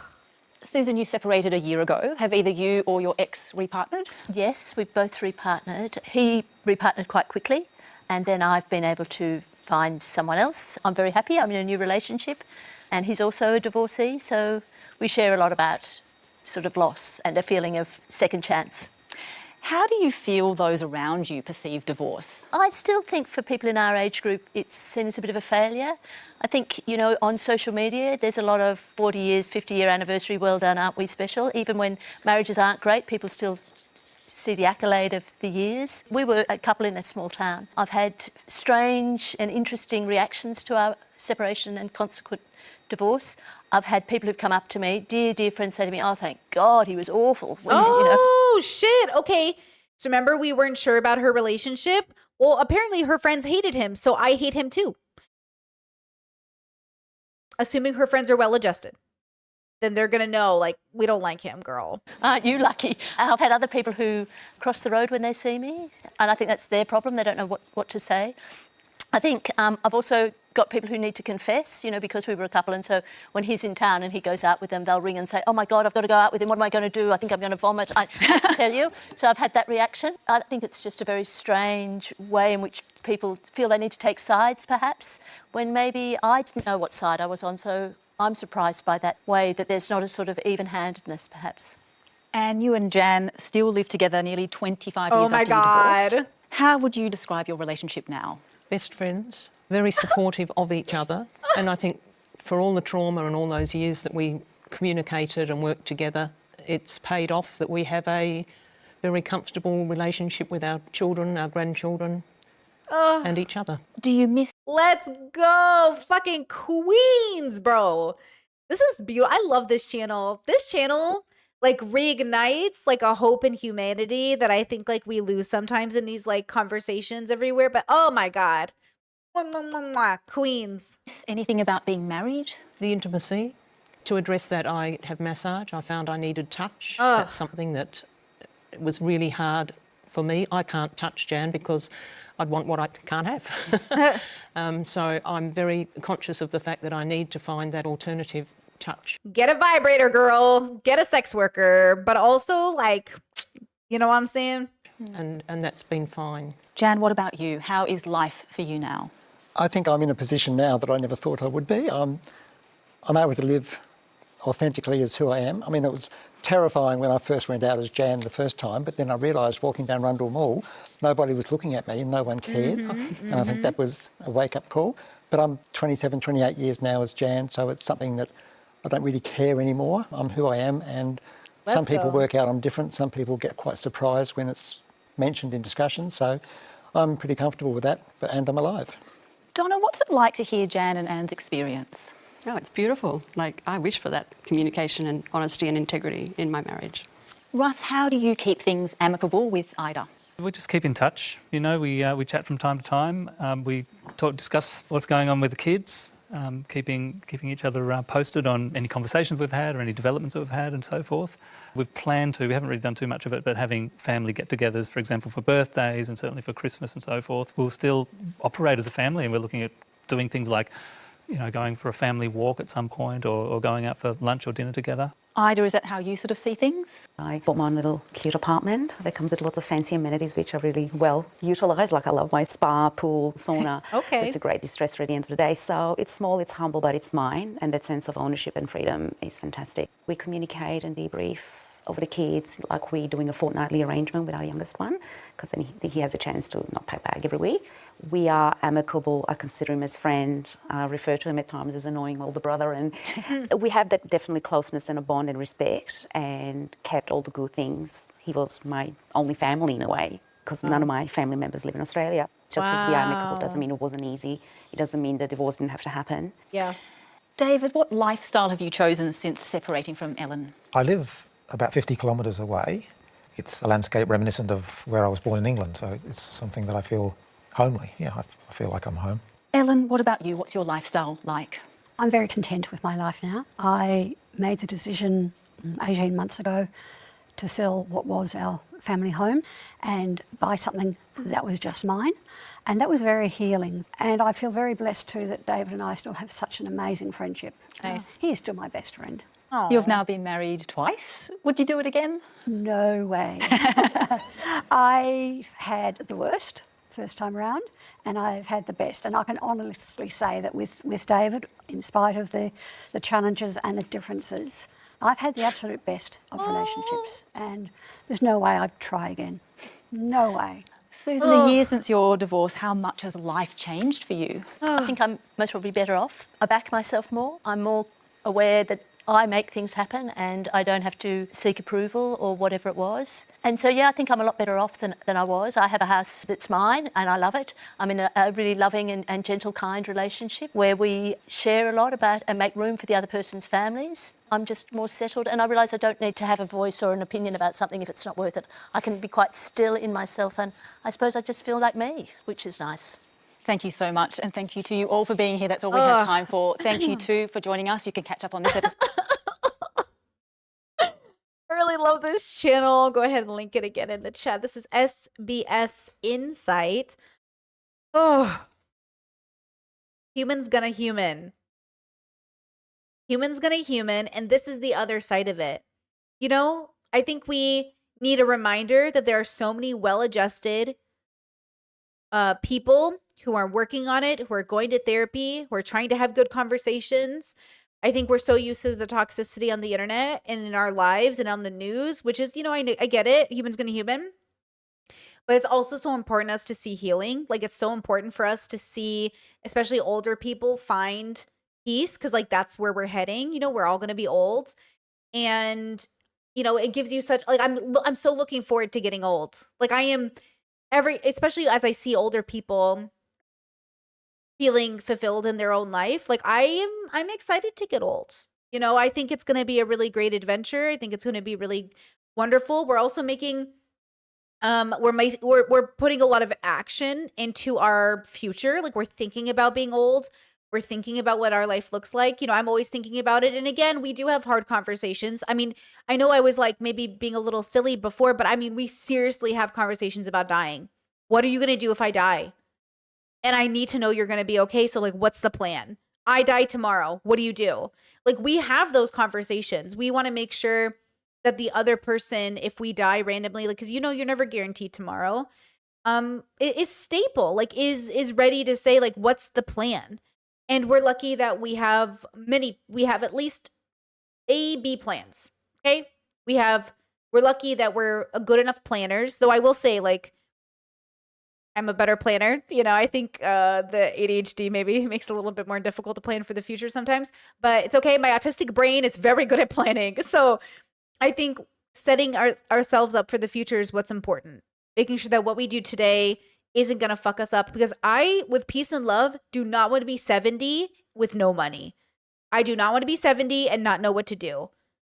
Okay? And that's why I think I really value Chelsea from the Financial Diet, because I know she can be hard for people to digest. In a sense, she gets a little bit of backlash from being well off now, for being a person who built a career, for being a person without children. And she does get a lot of flack from people when she says, like, you need to plan for retirement. You need to put money in the stock market. You need to put money in your Roth. Like, you need to do this. As much as you don't want to play into capitalism, capitalism isn't going to care about you.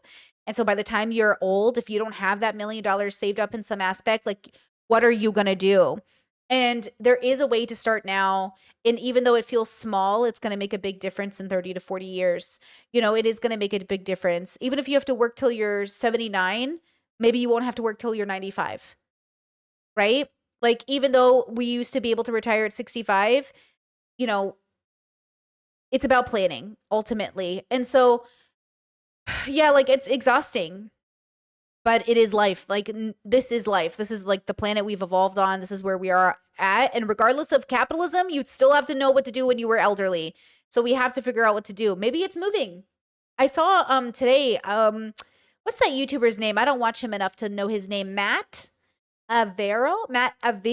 something. He does video essays.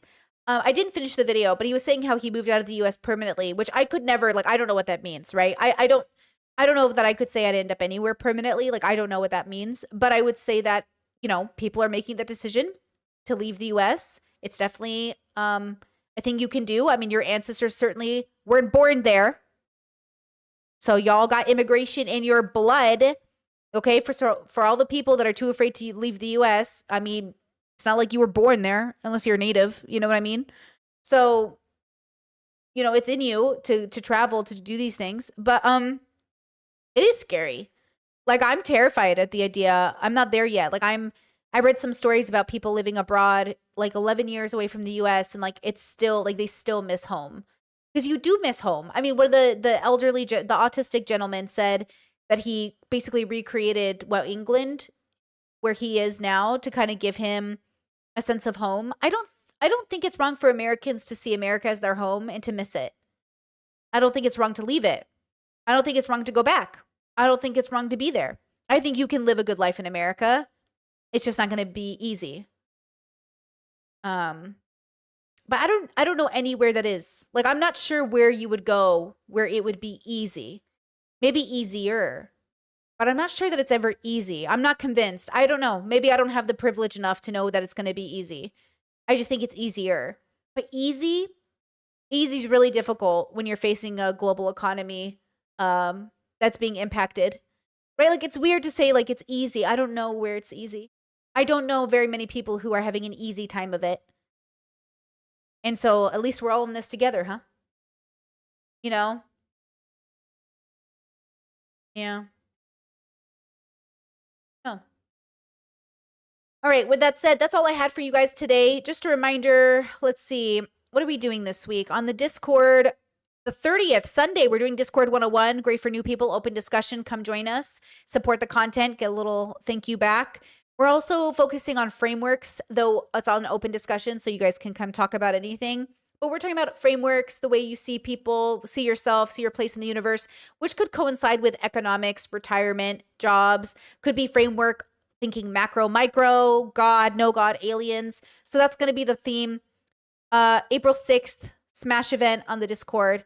April 13th, yoga, and the start of our new watch series. We're looking at Arcane as our new watch series. So I'm very excited about that. Thank you for being here. Thank you for liking the streams. Thank you for interacting. Thank you for participating and making the algorithm gods happy. I'm going to go edit the Love is Blind episode I have for you guys and get that up for you ASAP. And I will see you guys again on Tuesday for stream. Oh, and we're back to our normal stream times. So 7 a.m. Pacific, 10 a.m. Eastern, 4 p.m. CET. So I'll see you guys then. And yeah, thank you for being here. I do appreciate it. Okay, bye. Bye-bye. Bye-bye. Bye-bye. Bye-bye. Bye-bye. Bye-bye. Bye-bye. Bye-bye. Bye.